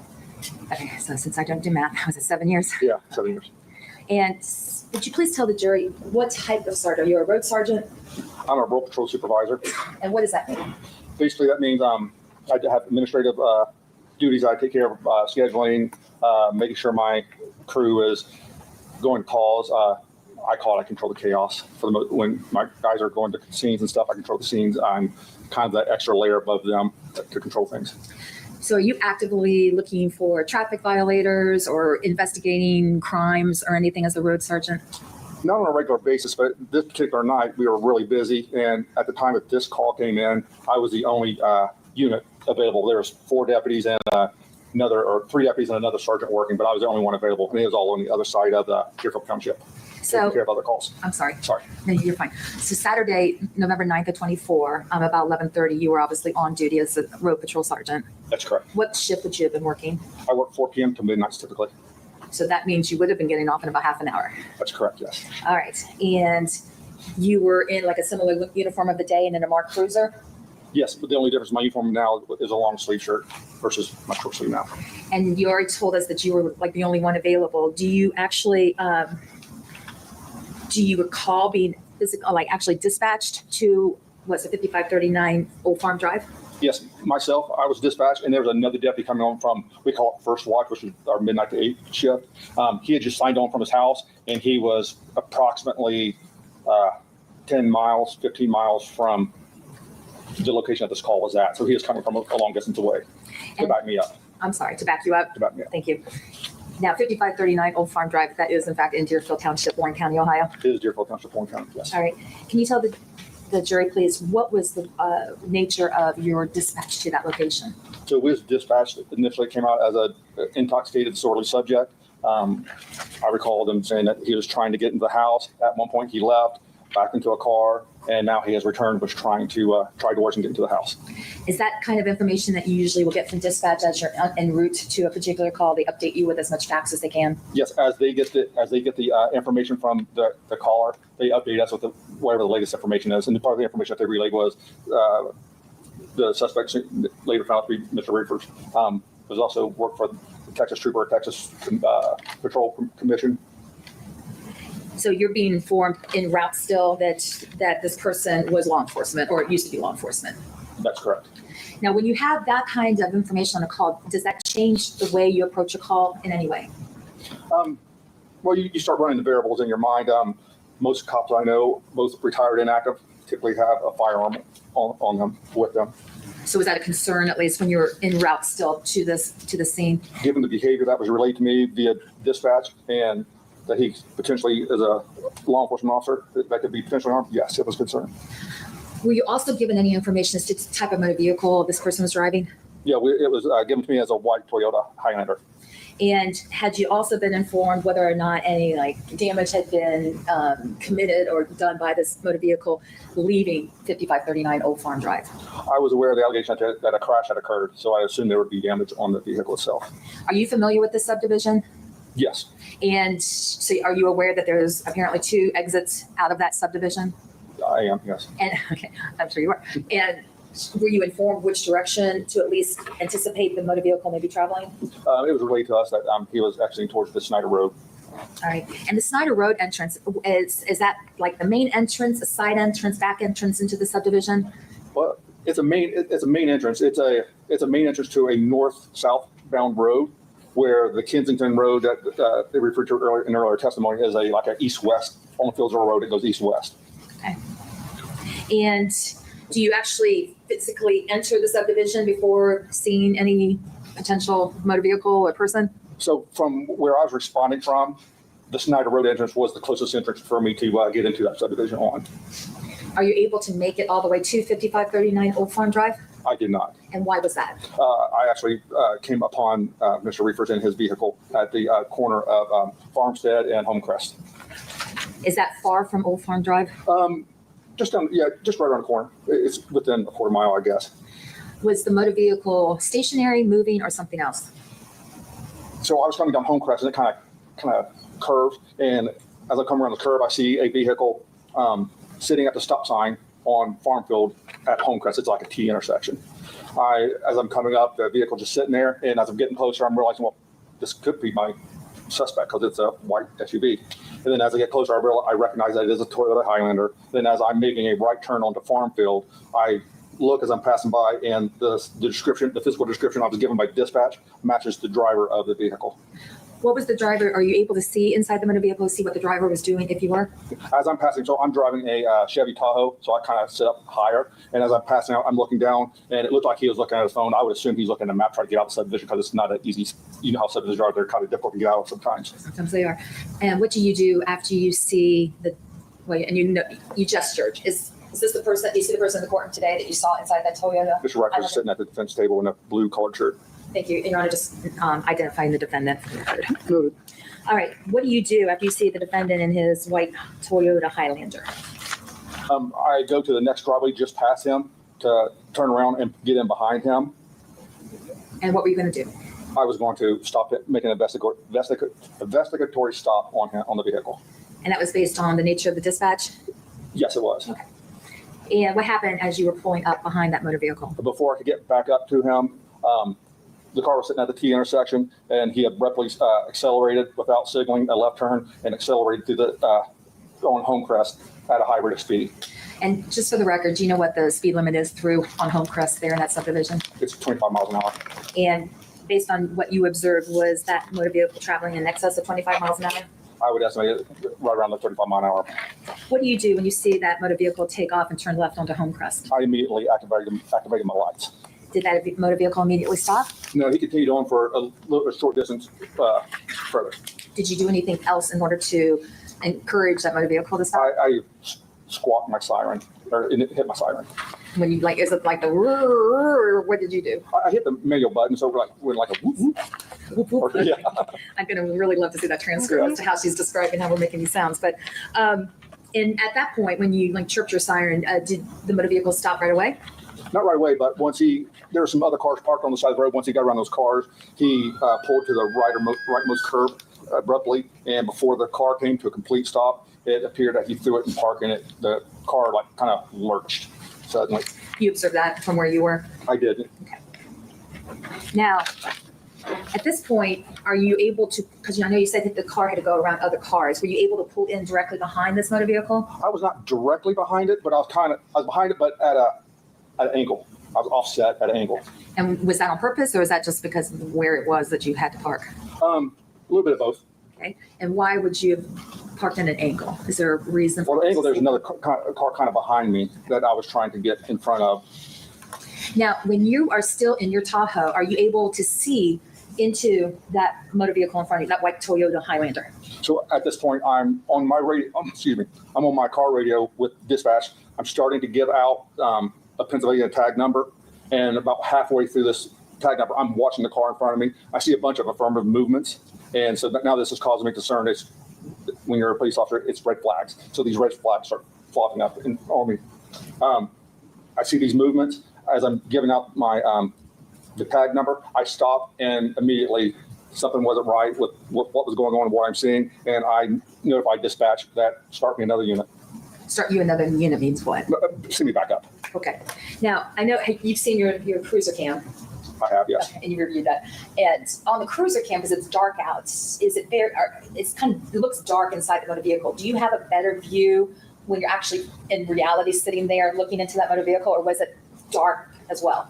I could see like detailed images of Mr. Riefers, but I could see his shadow moving. I could see the shadow within the lights from my car was shining into his, and I could see the shadows moving within the car. All right. So you call for backup, and what do you do next? I'm getting out and walking up, and as I'm approaching his driver's side, his window is rolled up, and I guess I'm right near the rear bumper, just past it, right near the rear wheel well, and I see him punch at the windshield. And I continue. Now this is another red flag. So now this behavior is throwing a red flag at me that this is erratic. Do you see him punch the windshield one time or more than one time? I just saw it one time. Okay. Now, at this point, because you said now it was more concerned, it's more erratic, did you do anything else with respect to dispatch? I made another call for to send me another unit. Send you another unit? And I also gave out the block range of Homecrest that I was in. And did you want them to step it up at that point? Yes. And when you say like step it up, what are you wanting them to do? Drive it with a little bit more urgency. Okay. Now, at this point, could you hear any of the other deputies that were on duty on that shift? Had they been able to clear where they were at the time? Do you know at that point, before you actually had contact with the defendant, was there actually backup coming? I knew Deputy Peters was coming from afar. That's the only one I knew for sure. By the rest of my crew, at that point I was unsure of whether that. I knew they was tied up on other calls. So do you have interaction with the defendant who's still inside the motor vehicle? Yeah, once he rolled the window down, he was staring straight ahead, and I asked him why his friends would call on him.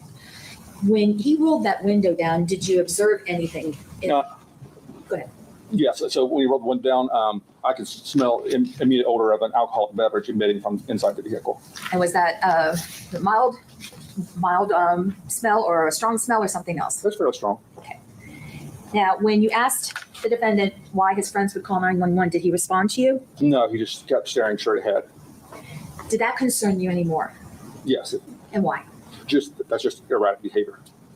And after this, then what do you ask him next? I asked him if I could get his driver's license, insurance, and registration. And then at this point, he responded, well, I'm a retired state trooper. I don't have to provide my registration, and just started on this rant of being a retired state trooper and from Texas, and yelling at me, wanting to know what the PC for the stop was.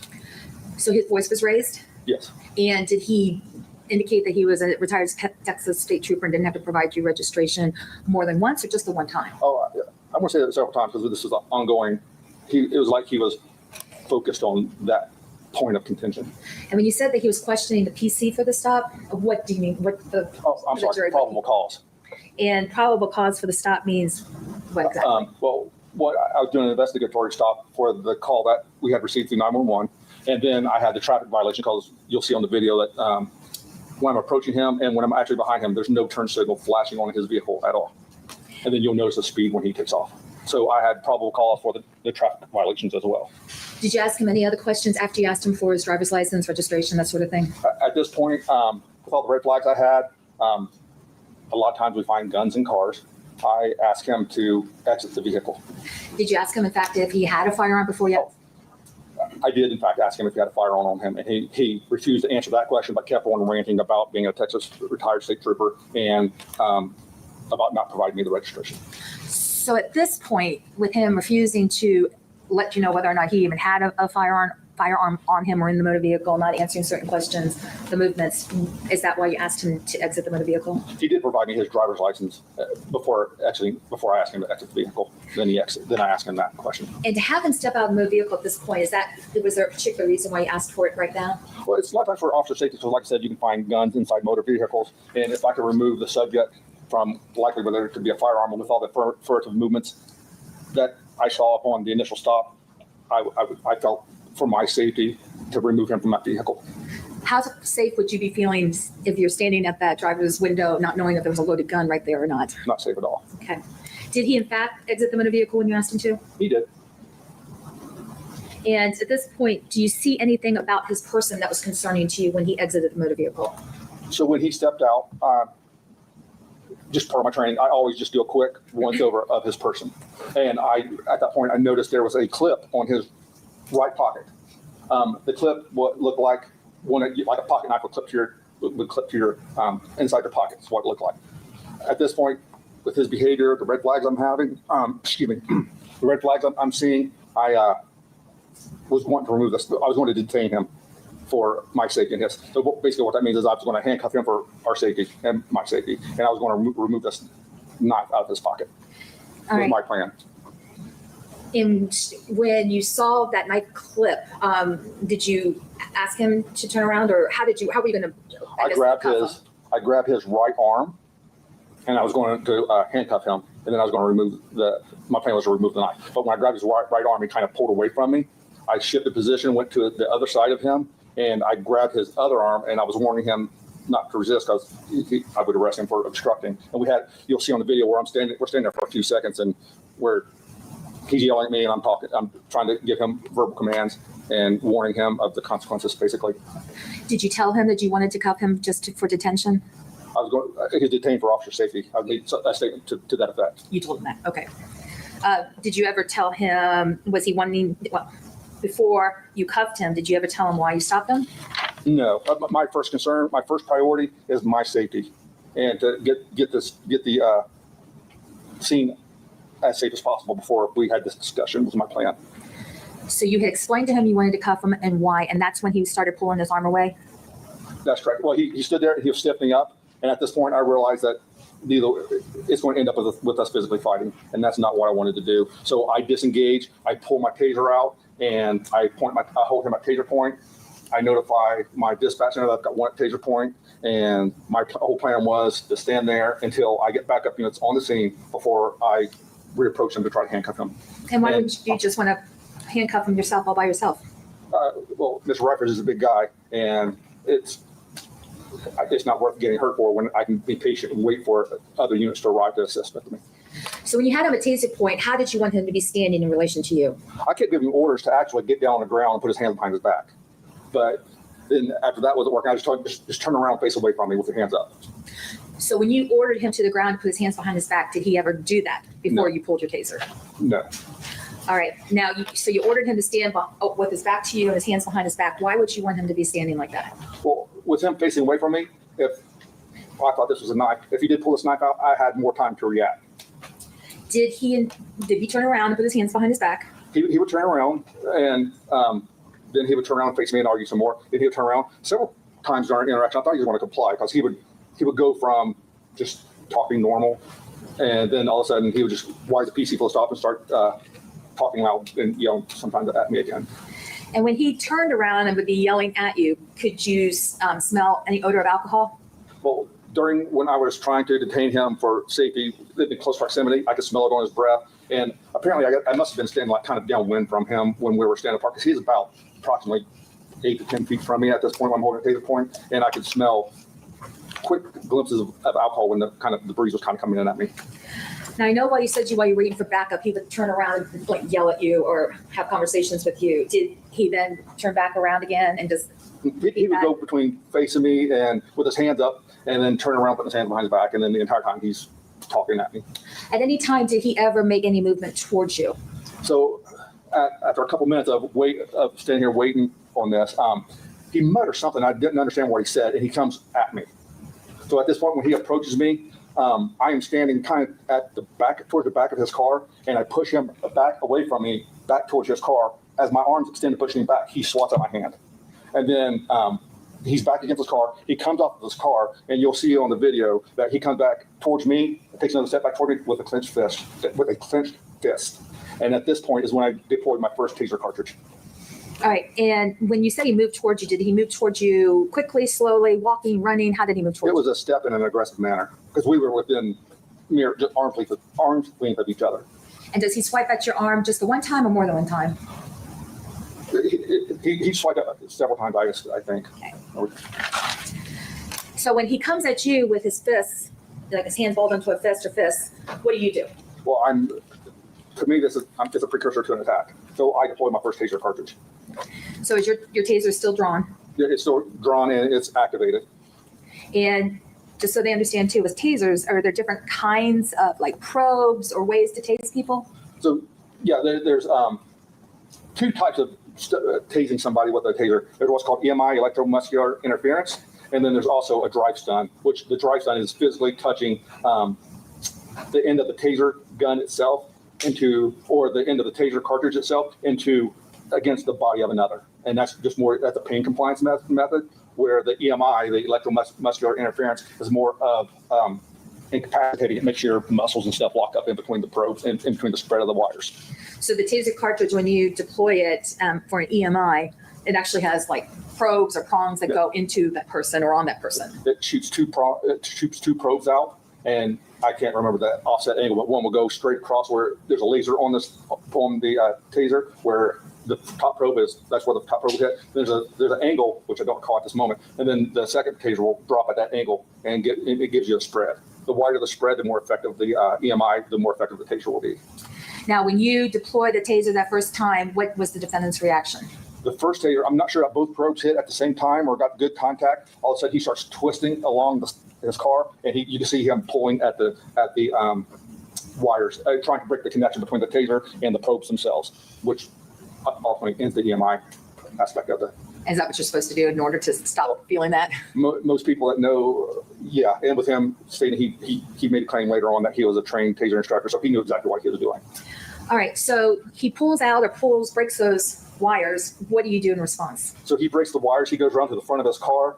I kind of, from the back end of his car, I kind of flare out to the middle part of the roadway as I'm flaring out because I want to see where he's at now because I don't have a clear view of him because I'm flaring out trying to get a better angle. At this time, I'm switching out my taser cartridges. We carry 2 cartridges, one that's in gun ready to go and one that's a secondary cartridge that's underneath the handle. So at this point, I'm taking the old cartridge off and reinstalling a new cartridge. Once I get the new cartridge installed on him, I go back at him.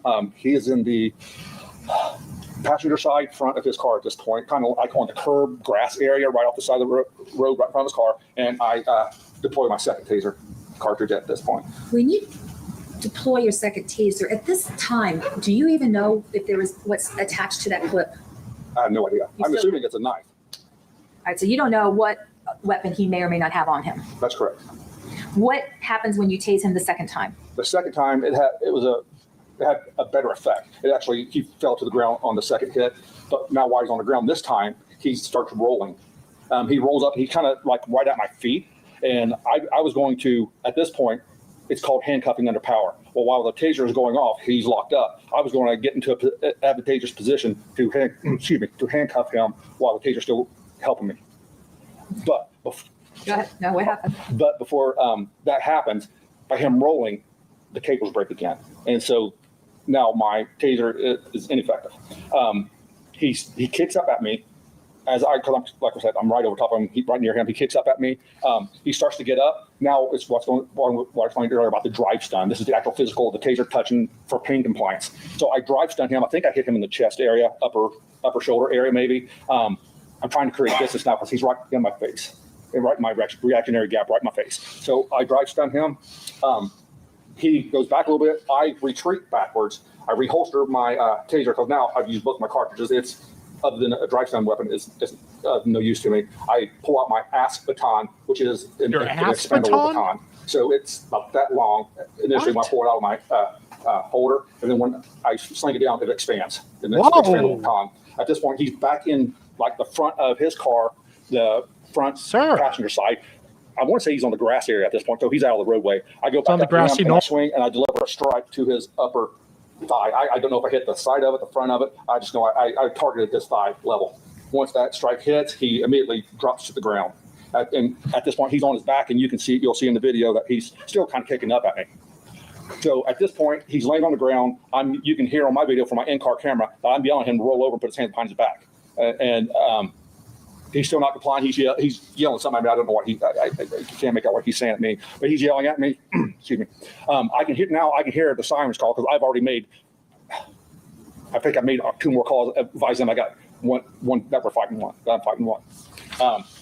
He's laying on the ground. I can hear the sirens. I strike him the one time, and I just stood over him with my ass ready to deliver a second. With your ass ready, if necessary. If he tried to get back up to his feet, because I'm at this point, like I was trying to hold him with the taser point till back up out there. I'm holding him with my ass to keep him on the ground until my other units can arrive to assist. And during this entire time, when you first you first ordered him to the ground, and he didn't, to the time that you're there and he's back on the ground and you got your ass about up to strike him a second time if necessary, are your you ass continually or repeatedly telling him to do certain commands? Yeah, I'm giving him verbal commands to roll over on his stomach and put his hands behind his back. And at any time before, even before the other officers arrive, did he ever comply with anything that you told him to do other than exit the motor vehicle? Other than giving me the driver's license and that, no. Now, when backup arrived, did he then say, okay, I'll get on my stomach and put my hands behind his back? No, not at all. So backup arrives. They're coming from my back, from behind me. My backup is coming. It's the first 2 deputies on scene. It's Deputy Levi McClellan and Deputy Reed Eastham. They come past me and they immediately engage him on the ground, and they are starting to give orders for him to roll over. At this time, I swing around. I'm at his feet at this point. I swing around, go to the top of his top of his head area, and I'm over by the sidewalk, so I collapsed my ass back up and put my ass back into my holder. And excuse me. And this time, there's other units arriving on scene now, so there's multiple units. I at this point I can't remember how many, but Deputy McClellan and Eastham managed, after a struggle for a bit, managed to get him secured and handcuffed behind his back and doing a search incident to arrest on him. They ended up finding the clip that I thought was a knife. Patricia. Happened to be a .380 handgun that has a clip on it that clips in the pocket. Do you know that firearm was loaded? I was told it was loaded, yes. Okay, you never actually. I never touched Okay, the gun that's at that point. And your cruiser cam was rolling during this It was. period, and you had a chance to review that cruiser cam. I did. And other than the fact, was your body mic working? No. Do you have any idea Oh, why what Jesus. happened there? My theory on it is a call prior earlier in the night. We were Okay, at a Einstein. subject with a weapon call at a 3 or 4 story hotel, local hotel, and my car was parked at one end of the building, and the subject that allegedly had this weapon was at the other end, and I was out of range. And I think when I came back into the range of my car, my body mic failed to reconnect for some reason. Okay, but does that ever, like, if it doesn't reconnect, does it like send off a signal or a buzzer or flashing lights say I'm not reconnecting? No. Okay, so as far as you knew, when you went into that traffic stop with the defendant, your body mic was working properly, Yes. and you didn't find that out until afterwards that it was not. Until I was reviewing the video, and I was disappointed. Oh, that it wasn't. shots. Your Honor, at this point, I'd like to play the first 9 minutes and 25 seconds of Sergeant Simpson's cruiser cam. Go ahead. For the record, that is State's Exhibit, 3.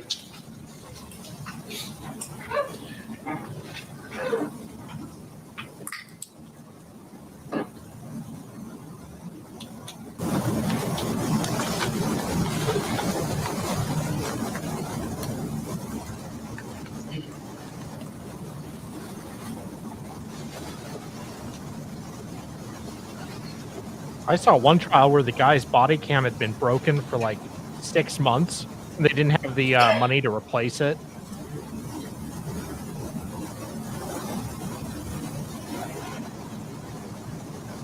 I turned it off on another stop. I could have gotten in trouble for it and forgot to turn it back on.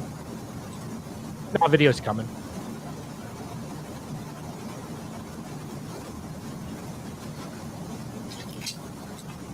He's gonna hum danger music. Dun dun dun dun dun dun dun.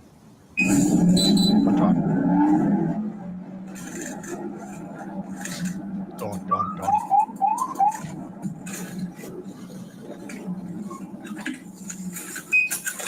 Hey, I'm out of the vehicle on Homestead, Pennsylvania tag.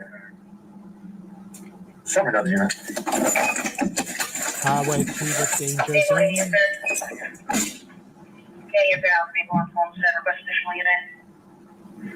And he's complying up to this point.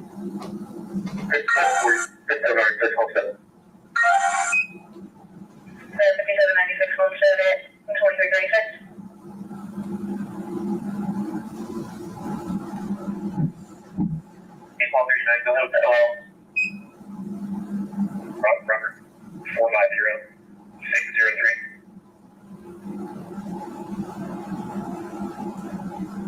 Mango, First Military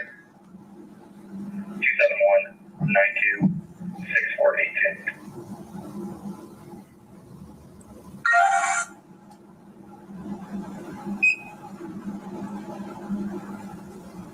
Return status valid 01 to a 43-year-old male, Daniel Rosen, out of Pleasant Plains, break for social. Good.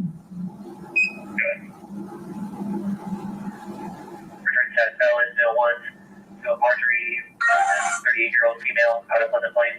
Able ADS safety check. There you go. Okay. 2338.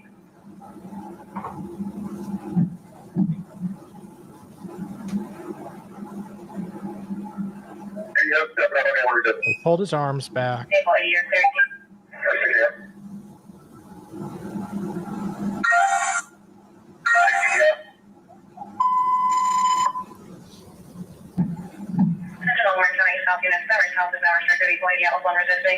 Probably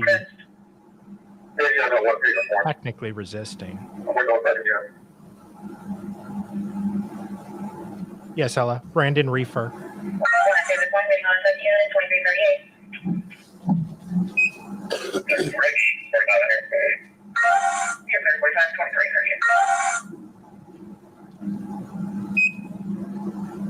2338. Well, we don't know if the cop told him he was under arrest or he was being detained.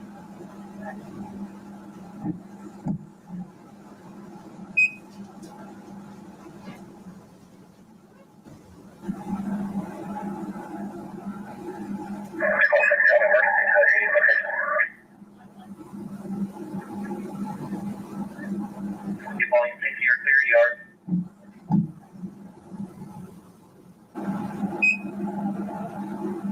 Trying to talk to him.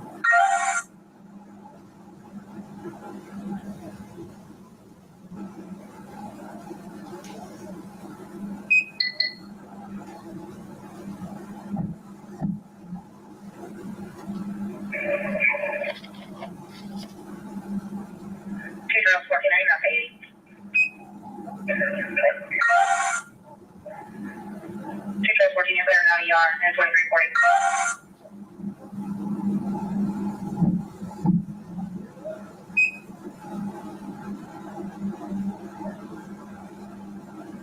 The cop said that he was waiting till backup arrived before he cuffed him.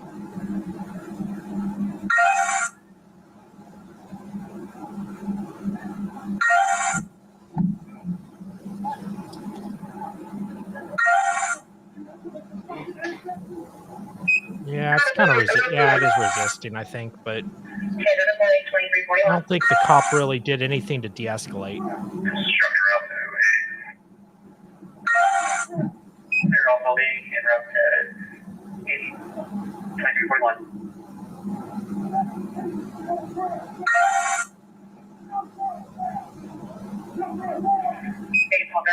He's on the ground, sir. Table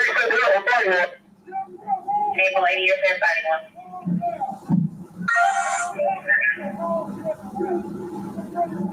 Turn through at 5939-22 for IQ room. His hands are out.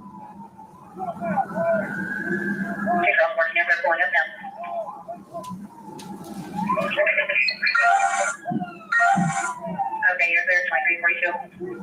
Okay, 2342.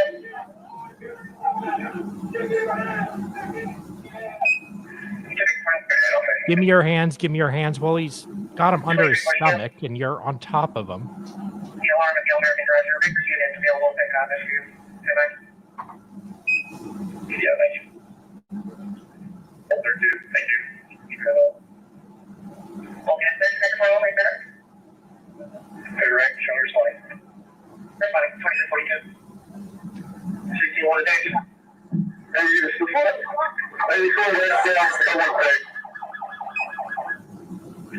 there, one detained, no additional units can reduce your routine.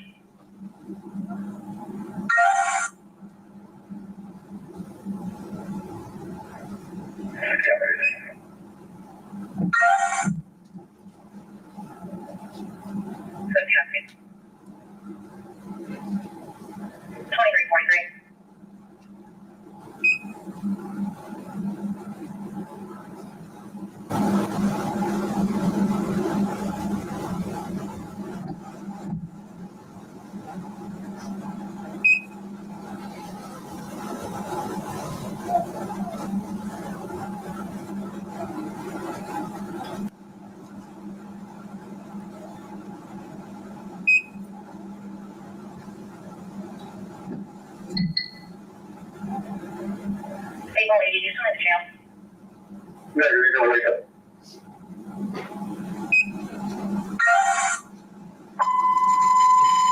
2344, additional White County South units, Prairie South is now unrestricted. Resume normal traffic on Prairie South, and 2344. Is that a fair and accurate copy of basically what was happening that evening? I'm sorry. Is that a fair and accurate depiction of what was going on that evening? It was, yes. Okay. And I noticed that once the other deputies got him under control, did you search him in any way or anything of that nature? I did not search him. The other deputies took care of that What responsibility. were you doing at that point? I was kind of just standing there and standing back, trying to settle down. Sergeant, I'm going to show you what's been marked State's Exhibits 6 and 7. I just want to see, do you recognize those two photographs? I do. Are those still photographs from your cruiser cam video? They're still shots from the video. Okay, just going to show you State's Exhibit 6 first. Hey, half Irish. Oh, come on. That was, I believe, after the first deployment of the taser. Right. That's what initiated the first deployment of the taser. And he's advancing on you. Yeah, you can see him step towards me, and if you look at very visibly, his right hand is a clenched fist, and he's approaching me. And the left hand, does that appear to be clenched into It a appears fist to be as clenched, well? yes. And then right after that is when you tased him the first time. That's the first taser deployment, yes. All right, and then Tased State's Exhibit him? 7. Oh, boy. Whoa, is this like Nick and Aaron? Photograph's better, but can you tell what's going on there? Yeah, that one looks like it's after the second taser cartridge deployment, when he breaks the wires, and this is at the point where I was going to handcuff him, and you can see he's kicking at me to keep me away. Okay. Now, was his motor vehicle going to be towed that evening? Yes, Why? because he was under arrest. And at that point, he was under arrest for what?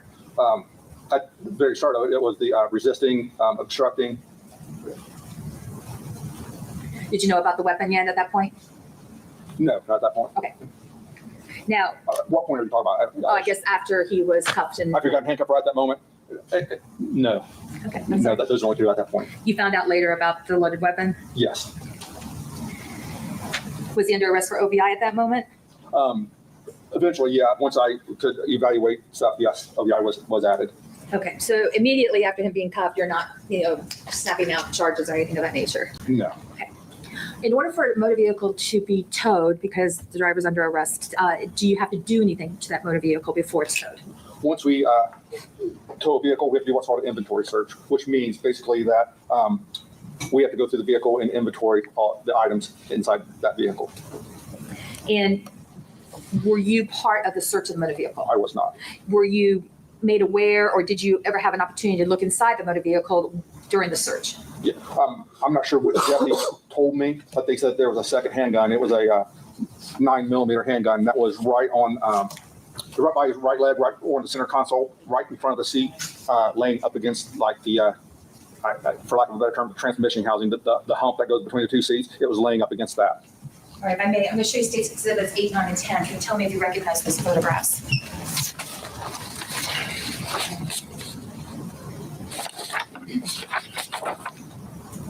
I do. All right, and is that, well, 9 and 10 especially, does that show the second firearm that you observed inside the defendant's motor vehicle? You said 9 to 10? Yeah. Yes, that's correct. I'm going to show you State's Exhibit 8, first of all. That's a photograph for the record of what? That's the rear of Mr. Riefers' vehicle. All right, and then State's Exhibit 9. Photographs of that. All right, can you show us, does that show anything in State's Exhibit 9 if you look at the photo? That's an open driver's side door into the passenger compartment. And if you look real close, Hold on, I need some clarification as to whether or not this deputy saw what we're seeing, or is he saying what the photograph shows? No, all right, let me ask you, Sergeant Simpson, did you actually observe that second motor vehicle found in, or second firearm found in the motor vehicle yourself before it was collected? Yes, sir, I did. Okay, thank you. In this location Yes, I did. before, okay, so down on the driver's side floorboard next to the center console. Correct. Okay. Can you tell us, can you point it out in State's Exhibit 9, because it's really hard to see it on the screen? Can you touch the This is a touch screen? Yeah. Okay. Show what we're looking at. So We if you don't look know, sir. kind of in the floorboard right in front of the seat, I'm going to try to circle it. So I'm not an artist, so bear with me here. But you can see kind of the handle and the butt of the gun is sticking up from right there. Okay, and if you clear that, where it says clear, on the left or on the Okay. left, I'm going to show you State's Exhibit 10.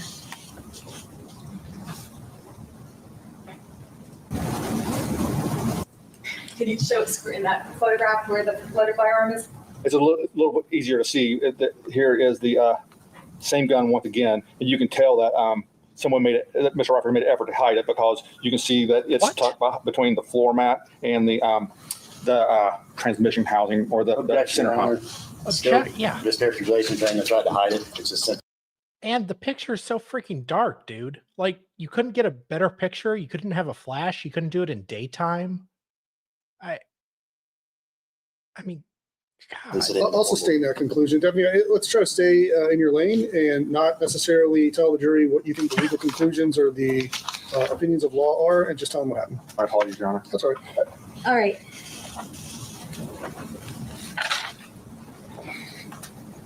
Do you observe any Louise. alcohol inside the defendant's motor vehicle yourself?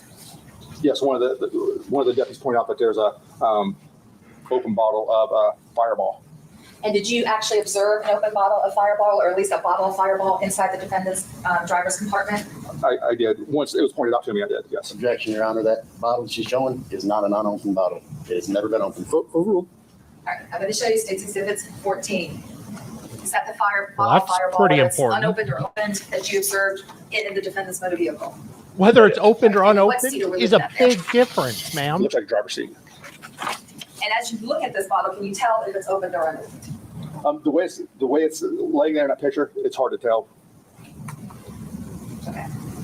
But that is a fair and accurate copy or a photograph Well, of the in way that you picture, observed I not can't only the tell. Fireball, but the State's Exhibits 8, 9, and 10 as well That's where- for the gun. That's what it was laying out when it was pointed out to me. That's the way it was laying, yes. And then did you also have an opportunity to see any damage to the defendant's motor vehicle that would have maybe coincided with the original dispatch report? Yeah, there was damage to the passenger side right rear. Okay. Show you 15, 16, and 17. We'll show you State's Exhibits 15, 16, and 17. Tell me if you recognize those three photographs.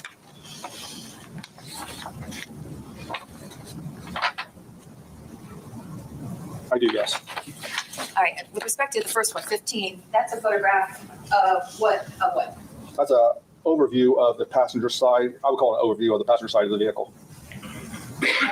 And on one, okay, so the side, so the side, the passenger side of the, not like front or back, right? That's correct. Just a overview of the passenger side. I think I'm just having she said. 16 then is a picture of what? You see damage to the passenger side rear quarter panel. You talking about this area here? That's correct. And then this is another 17, is that another angle of that same damage? It is.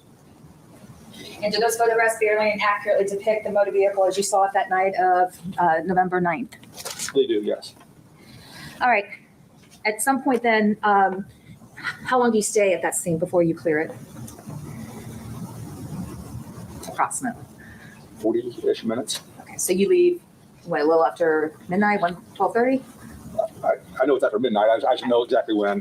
And what did you have to go do after you cleared that scene? I had respond back to my office, and we had reports, charges to type up, evidence to take care of, and stuff like that. Yeah. Okay. And did you assist with like any of the evidence back at the Deerfield post? I believe Deputy Peters handled all that himself. Thank you. Your Honor, that's all I have. Thank you.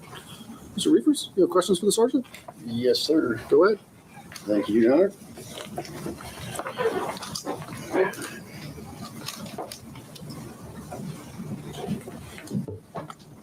All right, so let me get two out of line here. All right, you said there was an inventory done on the vehicle? Inventory search? Yes. Yes. Was there an inventory log actually done? There's an inventory sheet, should have been, yes, a tow card, as we call it. And is that part of your normal report? Because I was never provided a copy of the inventory. I didn't do the tow card. Deputy Peters did the inventory? Whichever deputy did it should have done a tow card. And then what I wanted to point out too was you had stated, let's see. All right, so first off, when you come up, you said, can you start it at the very beginning? Oh, you wanted that back. I'm sorry. I just. No, you're fine. Thank you, Sister Counsel. Kind of walk through it when you're stopping me. Okay. First thing you're saying is you're seeing me make furtive movements in the vehicles while you called initially for other units? Yes, I'm calling out your plate. Correct. Okay. You're seeing the furtive movements in that?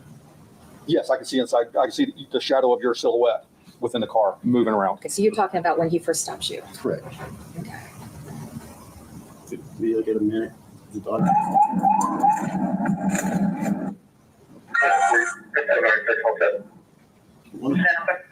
So right in there, I'm sorry, I can't hear you. so right in there as you're stopping me, you're saying there's a bunch of further movement, correct? I can see the silhouette of your shadow moving around that car, yes. So if I were moving, when you see the car kind of shake side to side, Depends on, well, you can see clearly inside the back of the vehicle. and Objection, Your Honor.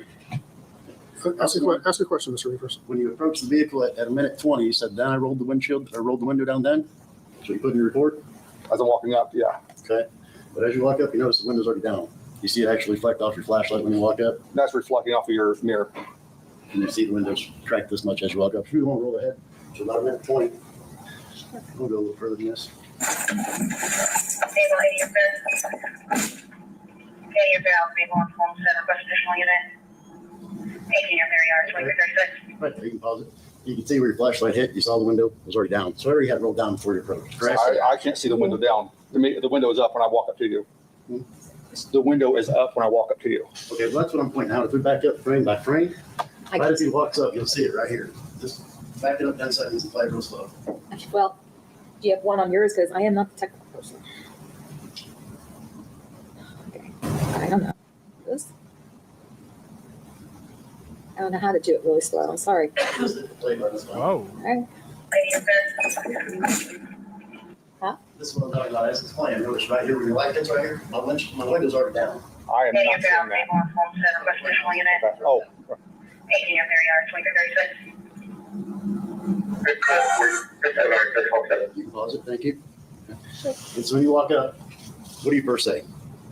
well, once you went down, I asked you why your friends called.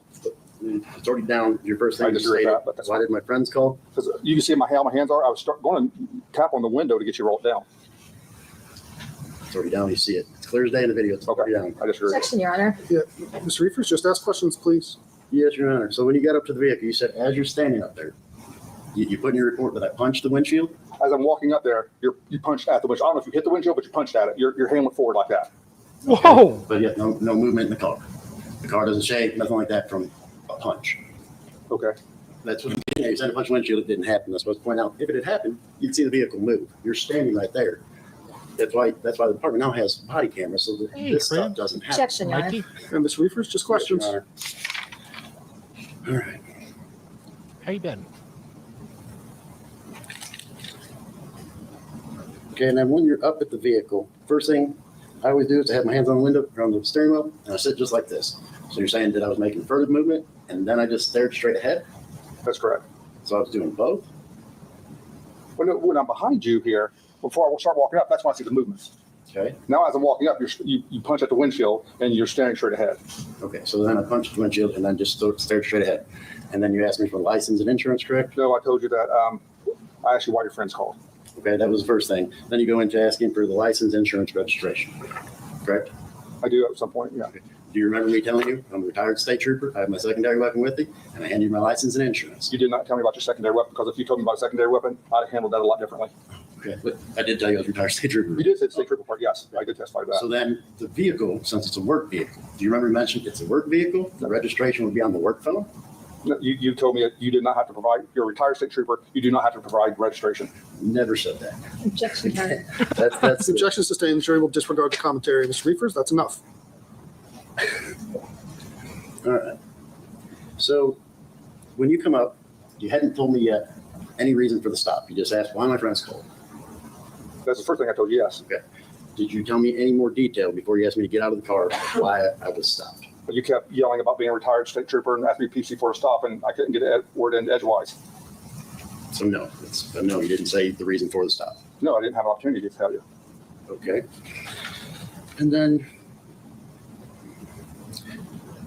you've been trained in OVI and DUI investigations, correct? I have. All right, but the intoxilizer certification had lapsed, correct? Yes, it expired many years ago.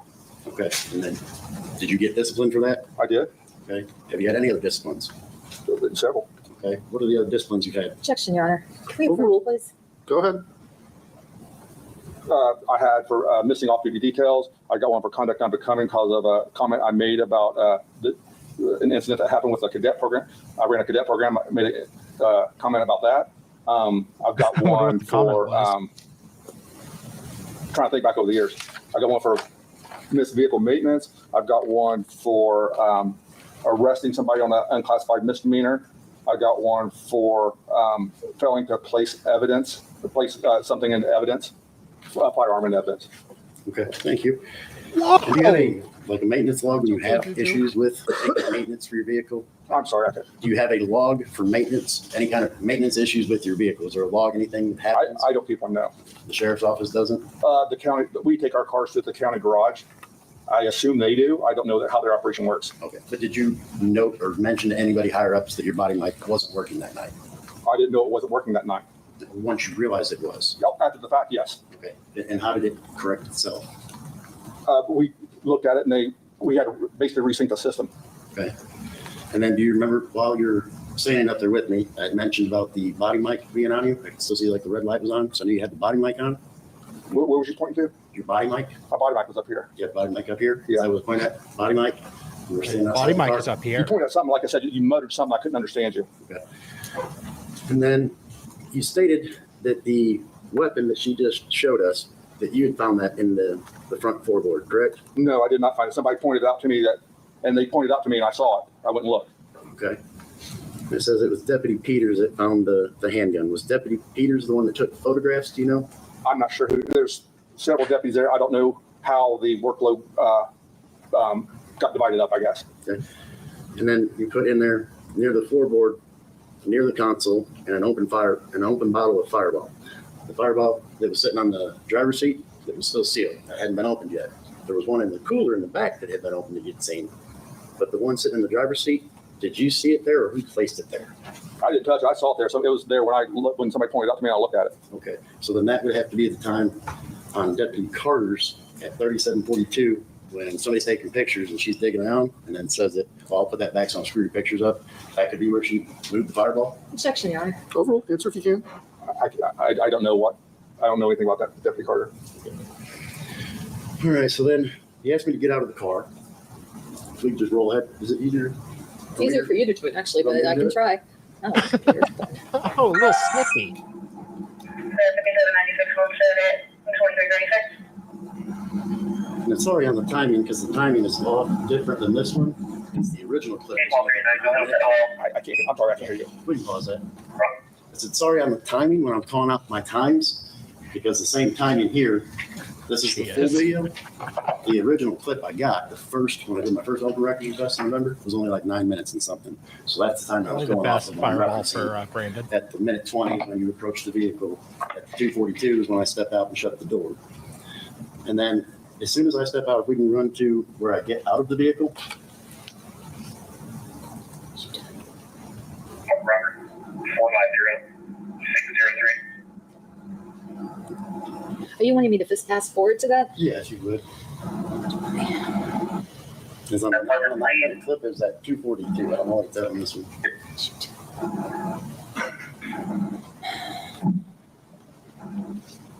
One resisting it.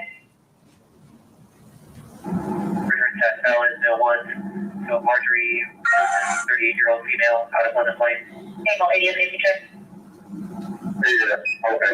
You can pause it there. All right, so we're sitting at 3:02, and then if you go from that moment, we go 6 seconds ahead. 338. And pause it there. 6 seconds. No, that's only 2 seconds. 3:08. There. So in that 6 seconds, if you tell me that right there is when you place me under arrest. No, that's not exactly when I placed you under arrest. That right there was when I was going to detain you for my safety because I seen that clip. Okay, Your Honor, he testified to yesterday that was the Objection, time he Your Honor. We're not placed. talking about any testimony that happened in any prior hearings. Mr. Riefers asked questions about what happened. Did you not tell me yesterday that was the Objection, time Your you Honor. placed me under arrest? I'll allow that question. So, am I allowed to talk about you? Go ahead. Okay. Yeah. So, yesterday when we was talking about that, I was talking about this whole Yeah. scenario right here before I pulled my taser. I was referring to that whole scenario. I was trying to get a referring whiff of them. I was confused about what specifically he was asking for, I guess. I was talking about this whole No. scenario here. Okay, I can understand where you're going with that, but let's be very clear with this. I was Looks very like they're clear when about you to called make out. in 6 seconds. That's when you said I was under arrest, and I said specifically what for. You responded with obstruction. Is that correct? Not at Objection that again. moment, no. Overruled. Go ahead. Oh, sorry. No, that's all right. Not at that moment. I didn't make my mind up to arrest you until you pulled away this. Once I went from your right arm to your left arm, that's when I decided to make an arrest for obstruction. Because right now, I'm just trying to detain you for a carry stop to take Did that you- weapon off of you. Did you tell me you were trying to detain me? I tried to, but I admit it. Okay, is this a yes or no? Did you state you're under arrest or you're being detained? I did say detained. Again, we'll go back to your report then.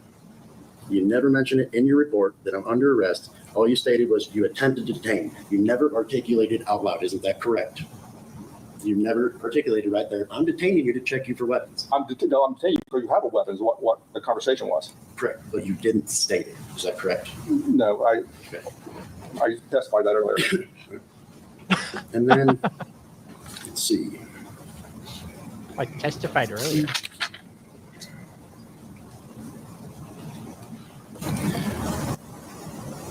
All right. And then at just a few seconds later, which I had it at 2:52 in my old video, we can just roll for just a few minutes, man.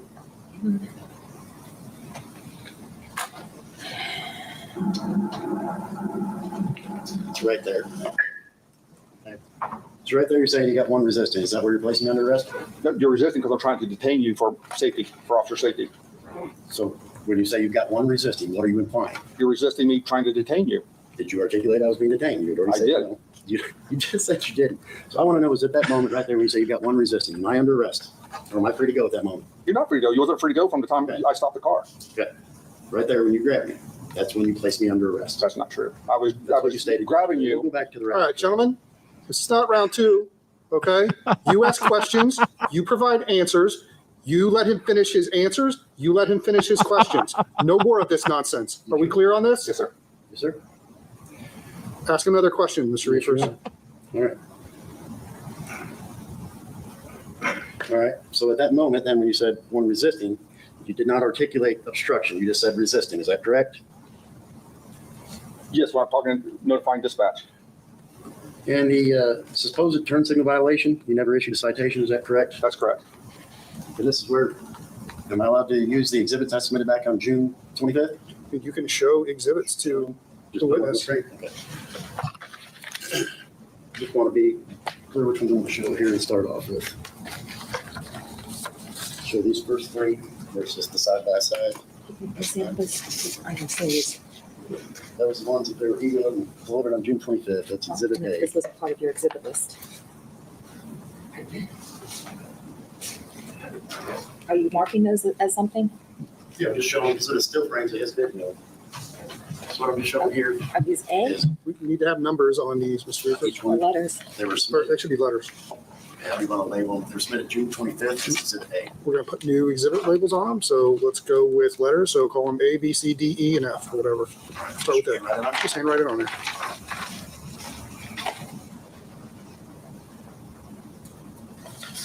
Does that, because I mean, I had it as a packet as exhibit A, and then I've got the next packet as exhibit B that I had submitted. Do you want us to keep them that way? Well, I mean, you can label them if you want, A1, A2, A3, and A. I mean, each one of them have to have an individual number for designation. We do A1, A2, and A3. What these are is just individual still shots from your camera. And this is just showing, I'm sorry, is that A1? this is A1, yes, it's on that June 25th packet, exhibit A. I'd love it if he slipped a Okay, picture so of a this is showing hairbrush you're in there coming and up showed to it to her. the vehicle. Okay, so you're out over there, that's the car. This is as you're You actually see the picture. Sir. You talk about right here. Yes, sir. Yes, that's the car. Yeah, that's what I was just pointing out. I've got Yeah. a couple no one. Okay. So you know where we're at. This is at the very beginning. Right as right before you made your right turn. So what we got here, you can see slightly off right over here is my vehicle. This one is issued as A1. It shows that the turn signal's off. Now you see this next one right there, turn signal flashed. That was A2. And then here I just did a side by side so you can see off your still frame. Off. Now you can see that I pulled up the stop sign, just tapped it to go, but didn't complete the turn because you were going down the road. Need to ask a question, Mr. Riefers. Yes, sir. Is it possible that you didn't see the turn signal as you were approaching flash? No, it looks like it appears to be a tail light to me. Or, I'm sorry, brake light. Is Brake it, light and tail light, like you putting your foot on the brake and it going, and then it goes back to the tail light. but it also could have been possibly the turn signal Turn signal was orange. that was saying on the car. I'm sorry. Objection, Your Mr. Honor. Riefers, Mr. Riefers, you're not allowed That's to provide fine. evidence. You can only ask questions. Is it possible that it could have been the turn signal? Couldn't it? Okay.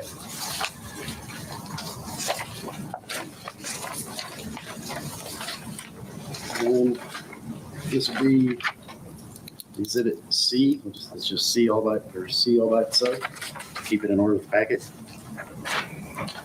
This is the one that I highlighted. I'm going to turn the lights on. Okay, this is going to be marked what? This is on that June 25th packet. No. I need, Exhibit C. No. because you don't have a B. No, these in the packet. I'm going to pull those up here. Snip. It's just the It's one snippy. photograph for C. Yes.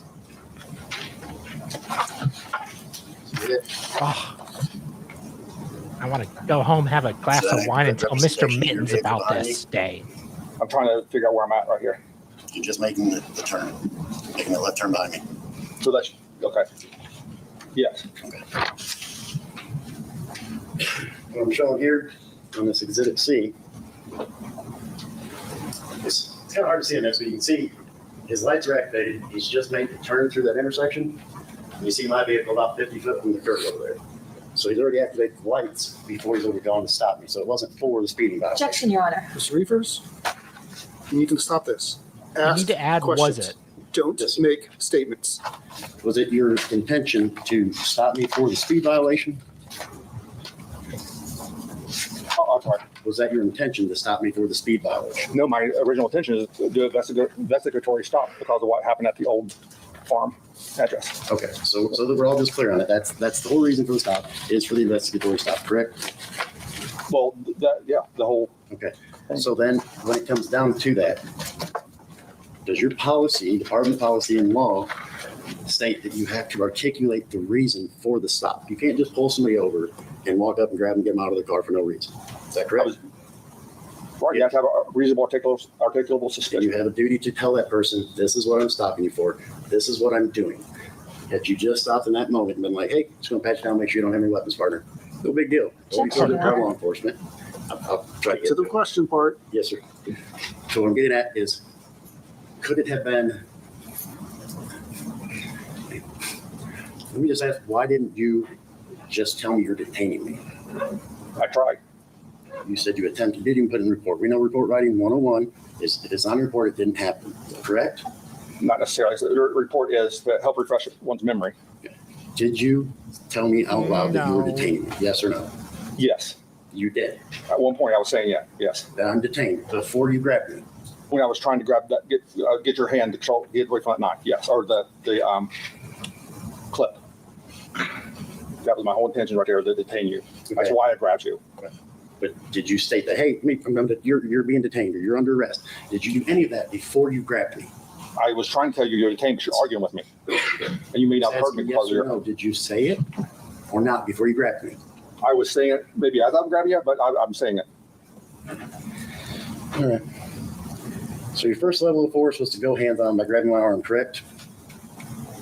By grabbing your arm Yes. to detain you, yes.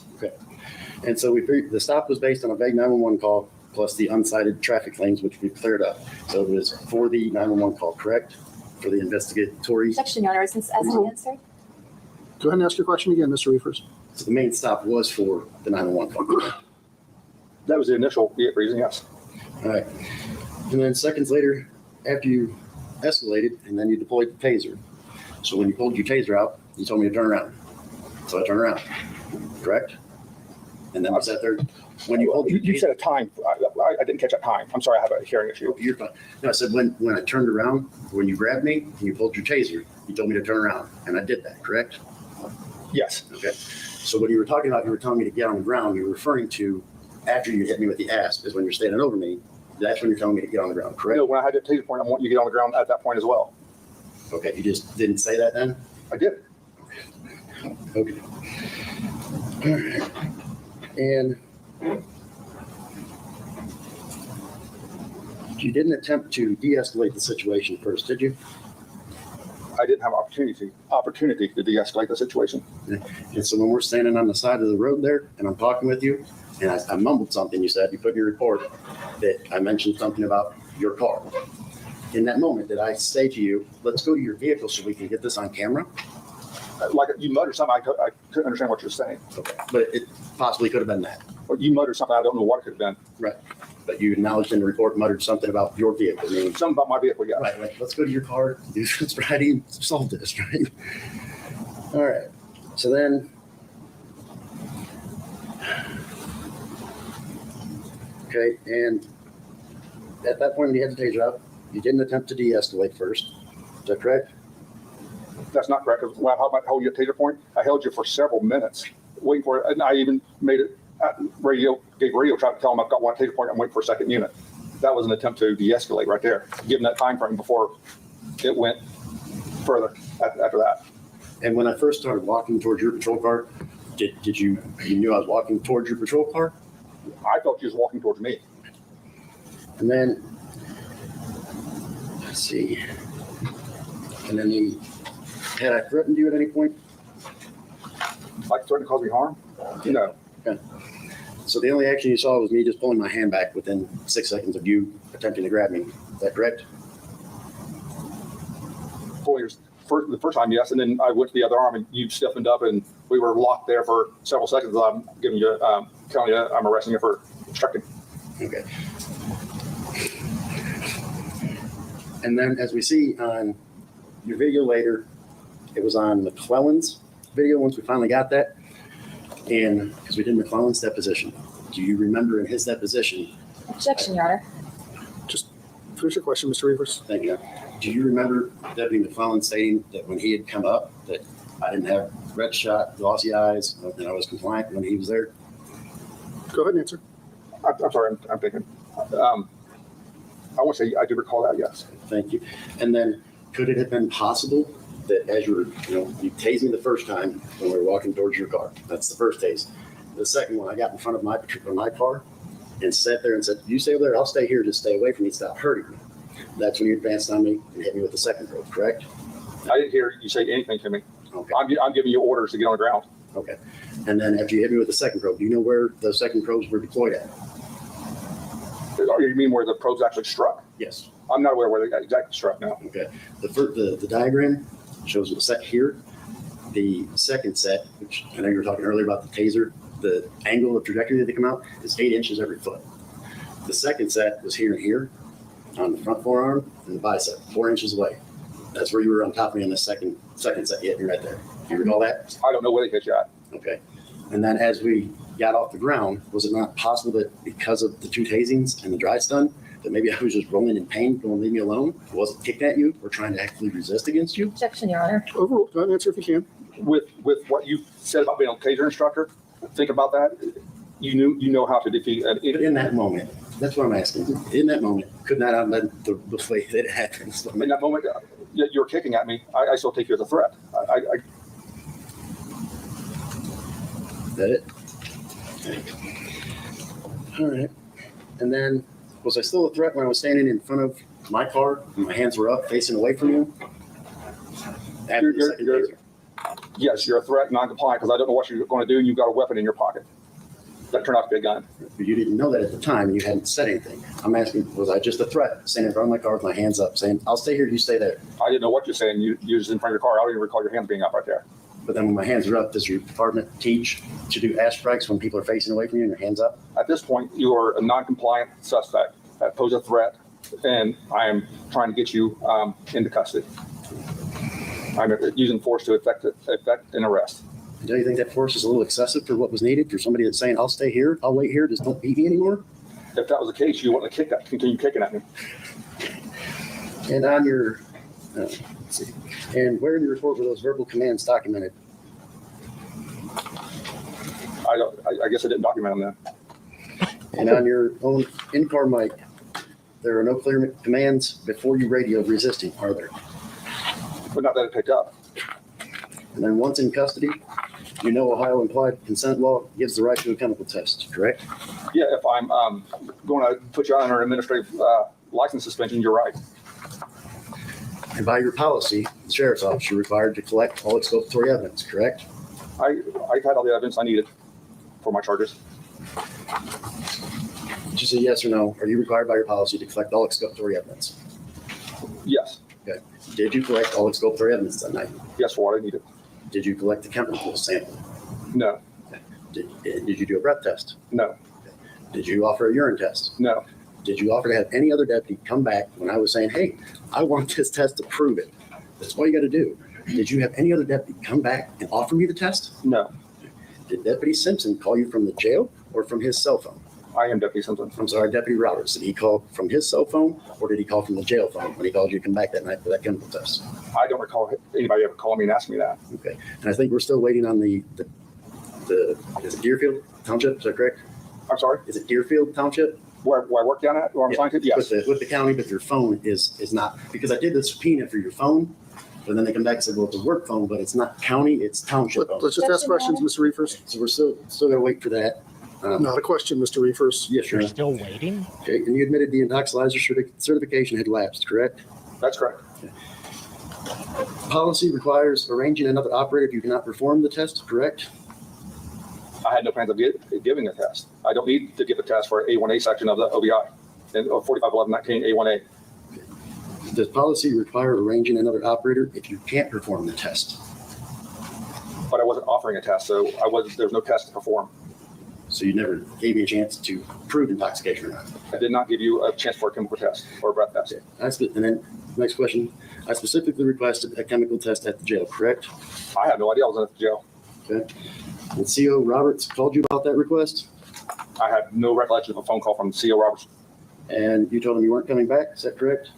I have no recollection of a phone call. And your words in a sentence, based on what he had relayed to me tonight, was, I don't need to, I'm not coming back, is that correct?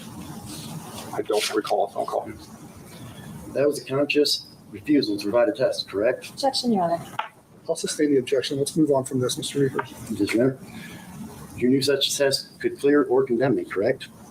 If I offered one, I didn't need to offer one because of your behavior, the way this whole incident Sergeant, went. listen to the question. The chemical test could either close it, condemn, or Could either clear or condemn me, clear condemn.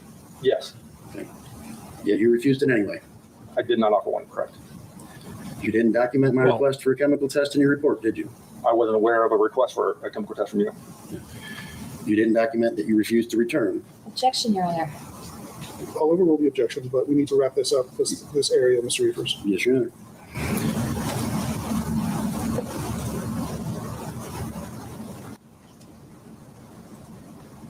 All right.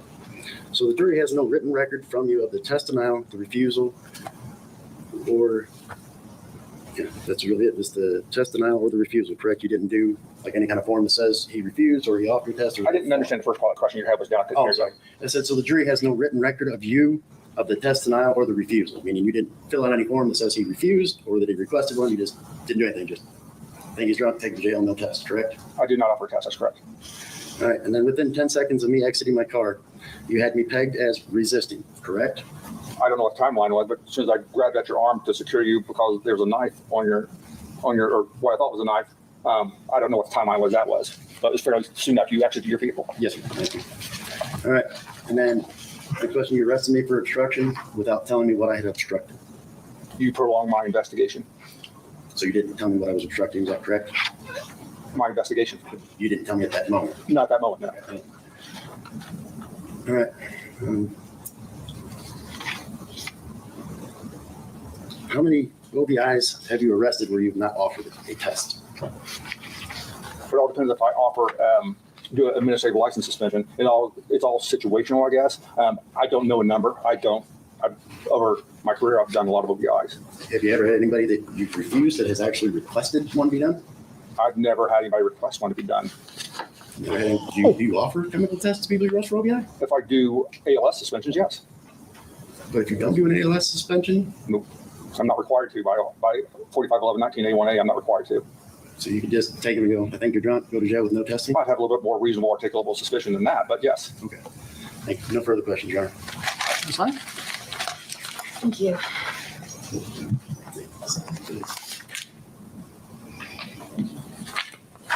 Sergeant Simpson, first of all, why did you let your intoxilizer certification lapse? Well, I remember it was in December of one year. For the intoxilizer to renew it, you have to do one either subject test or one I'm trying to think of the word now, it's been a while, like a scenario test. You can do a mock test on it just to show that you're proficient at the machine. And I'm sorry. no, go ahead. And this was in December. I was on on vacation at the end of the year. And when I saw my email that it was going to expire, I wasn't going to be back to work before the end of the year.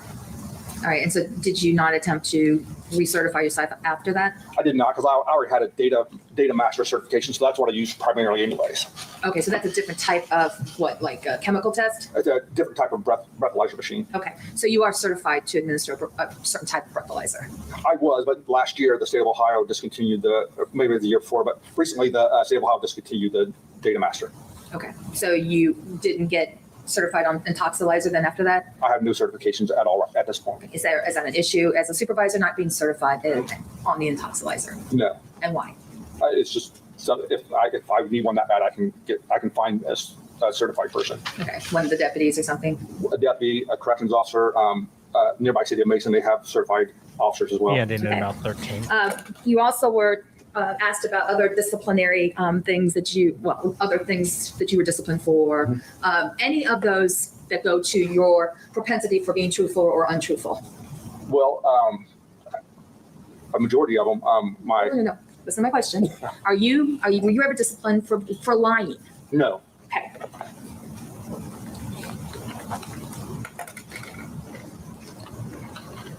Why didn't you cite the defendant for not using his turn signal? In the overall scope of things, the other charges are more serious, and why is a minor misdemeanor going to make a difference? And you were asked about the photographs the defendant showed you where it was possible that in those photographs that turn signal may have been on or off. Can you tell this jury, did you actually see that turn signal working when he turned left onto Homestead? No, and if you review the video, you won't see it blinking either.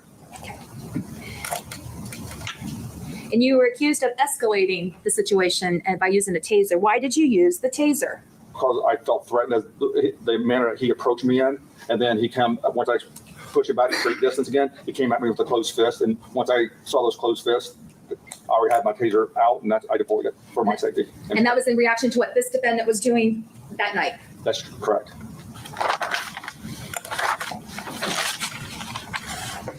He asked you whether or not he had not threatened you with bodily harm. Was that verbally, or was that physically, or both? Well, body language, it was a threat. Verbally, he made no verbal statement. And when he comes at you with fists balled up, is that a threat? Absolutely. When he's kicking at you, is that a threat? Yes. When he's swiping your hands away like that, is that a threat? Yes. So I had a redirect. You have to ask open-ended questions, please. Okay. Hint, No hint. testing. You didn't offer this test Object. to him. You explained that you don't have to. Was the fact that he was not complying with any of your orders that whole evening any reason at all towards your decision as to whether to test him or not? With his combative behavior, it wasn't safe to uncuff him and run him through the battery of field sobriety test. And then, so yeah, with his combative behavior, no, it was not safe. And you were asked by the defendant that you did not put anywhere in your report anything about him, but you ordering him to do anything, like order to comply to an order. Would it help to refresh your recollection by looking at your report? Yes. I'm going to show you what's been marked States Exhibit 28. I'm going to go to the page that is your narrative, I believe. Can you look, and I'm going to specifically draw your attention about halfway down into your narrative. Can you review those two paragraphs and tell me anywhere in that report do you talk about ordering this defendant to do something and he was not complying? No. Sergeant, review that to yourself and then tell us if that refreshes your recollection as to whether or not you told the defendant anything along that regard. Do you understand? Yeah. Review it first. Is this from his report? I'm sorry, It's his report, his report. his narrative. About halfway down. This part's pretty good.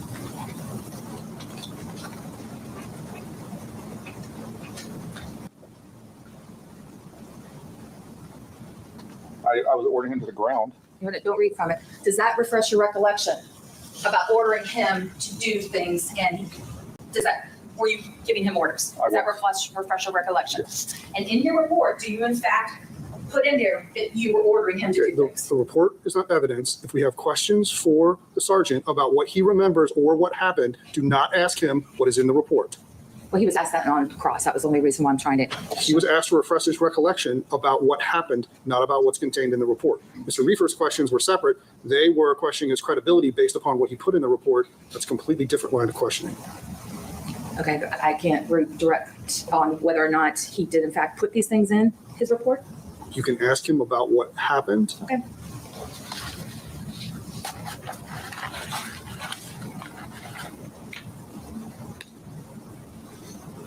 Did you order him to the ground? I did. Did you order him to roll over and put his hands behind his back? I did. And at any time, did he ever comply with any of the orders that you were telling him to do? He did not. And did you document those two things in your report? If you remember. I want to say yes. Did you need Okay. to refresh your recollection again? I'm confused on that full well. So, That's okay. What we're interested in, Sergeant, is your testimony about what you put in your report. The report itself was not an exhibit for this jury. So if you need to look at it again to remind you whether or not you documented it in your report, this I will, I assume, accommodate you in that regard. It's exhibit 28. I'm confused about which section we're talking about here. And there, just look at your narrative. I was trying to direct you down so you're not having to read the whole thing. About halfway down into the report, there's a couple of paragraphs there.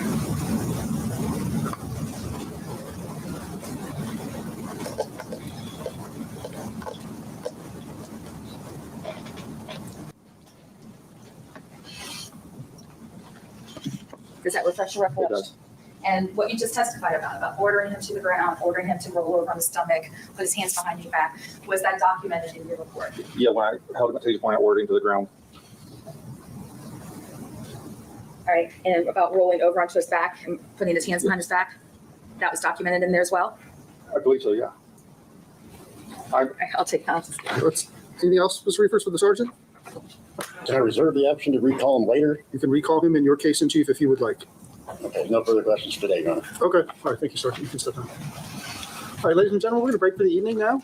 And remember all of the admonitions that I have previously given you. Do not start thinking about how this case should be decided. Don't begin discussing it amongst yourselves. When you go home tonight, probably going to run into a family member or a loved one, and they're going to ask you about your jury service. Do not talk to them about your jury service. You can say, I was selected for jury service, and when the case is over, I will tell you everything there is to know.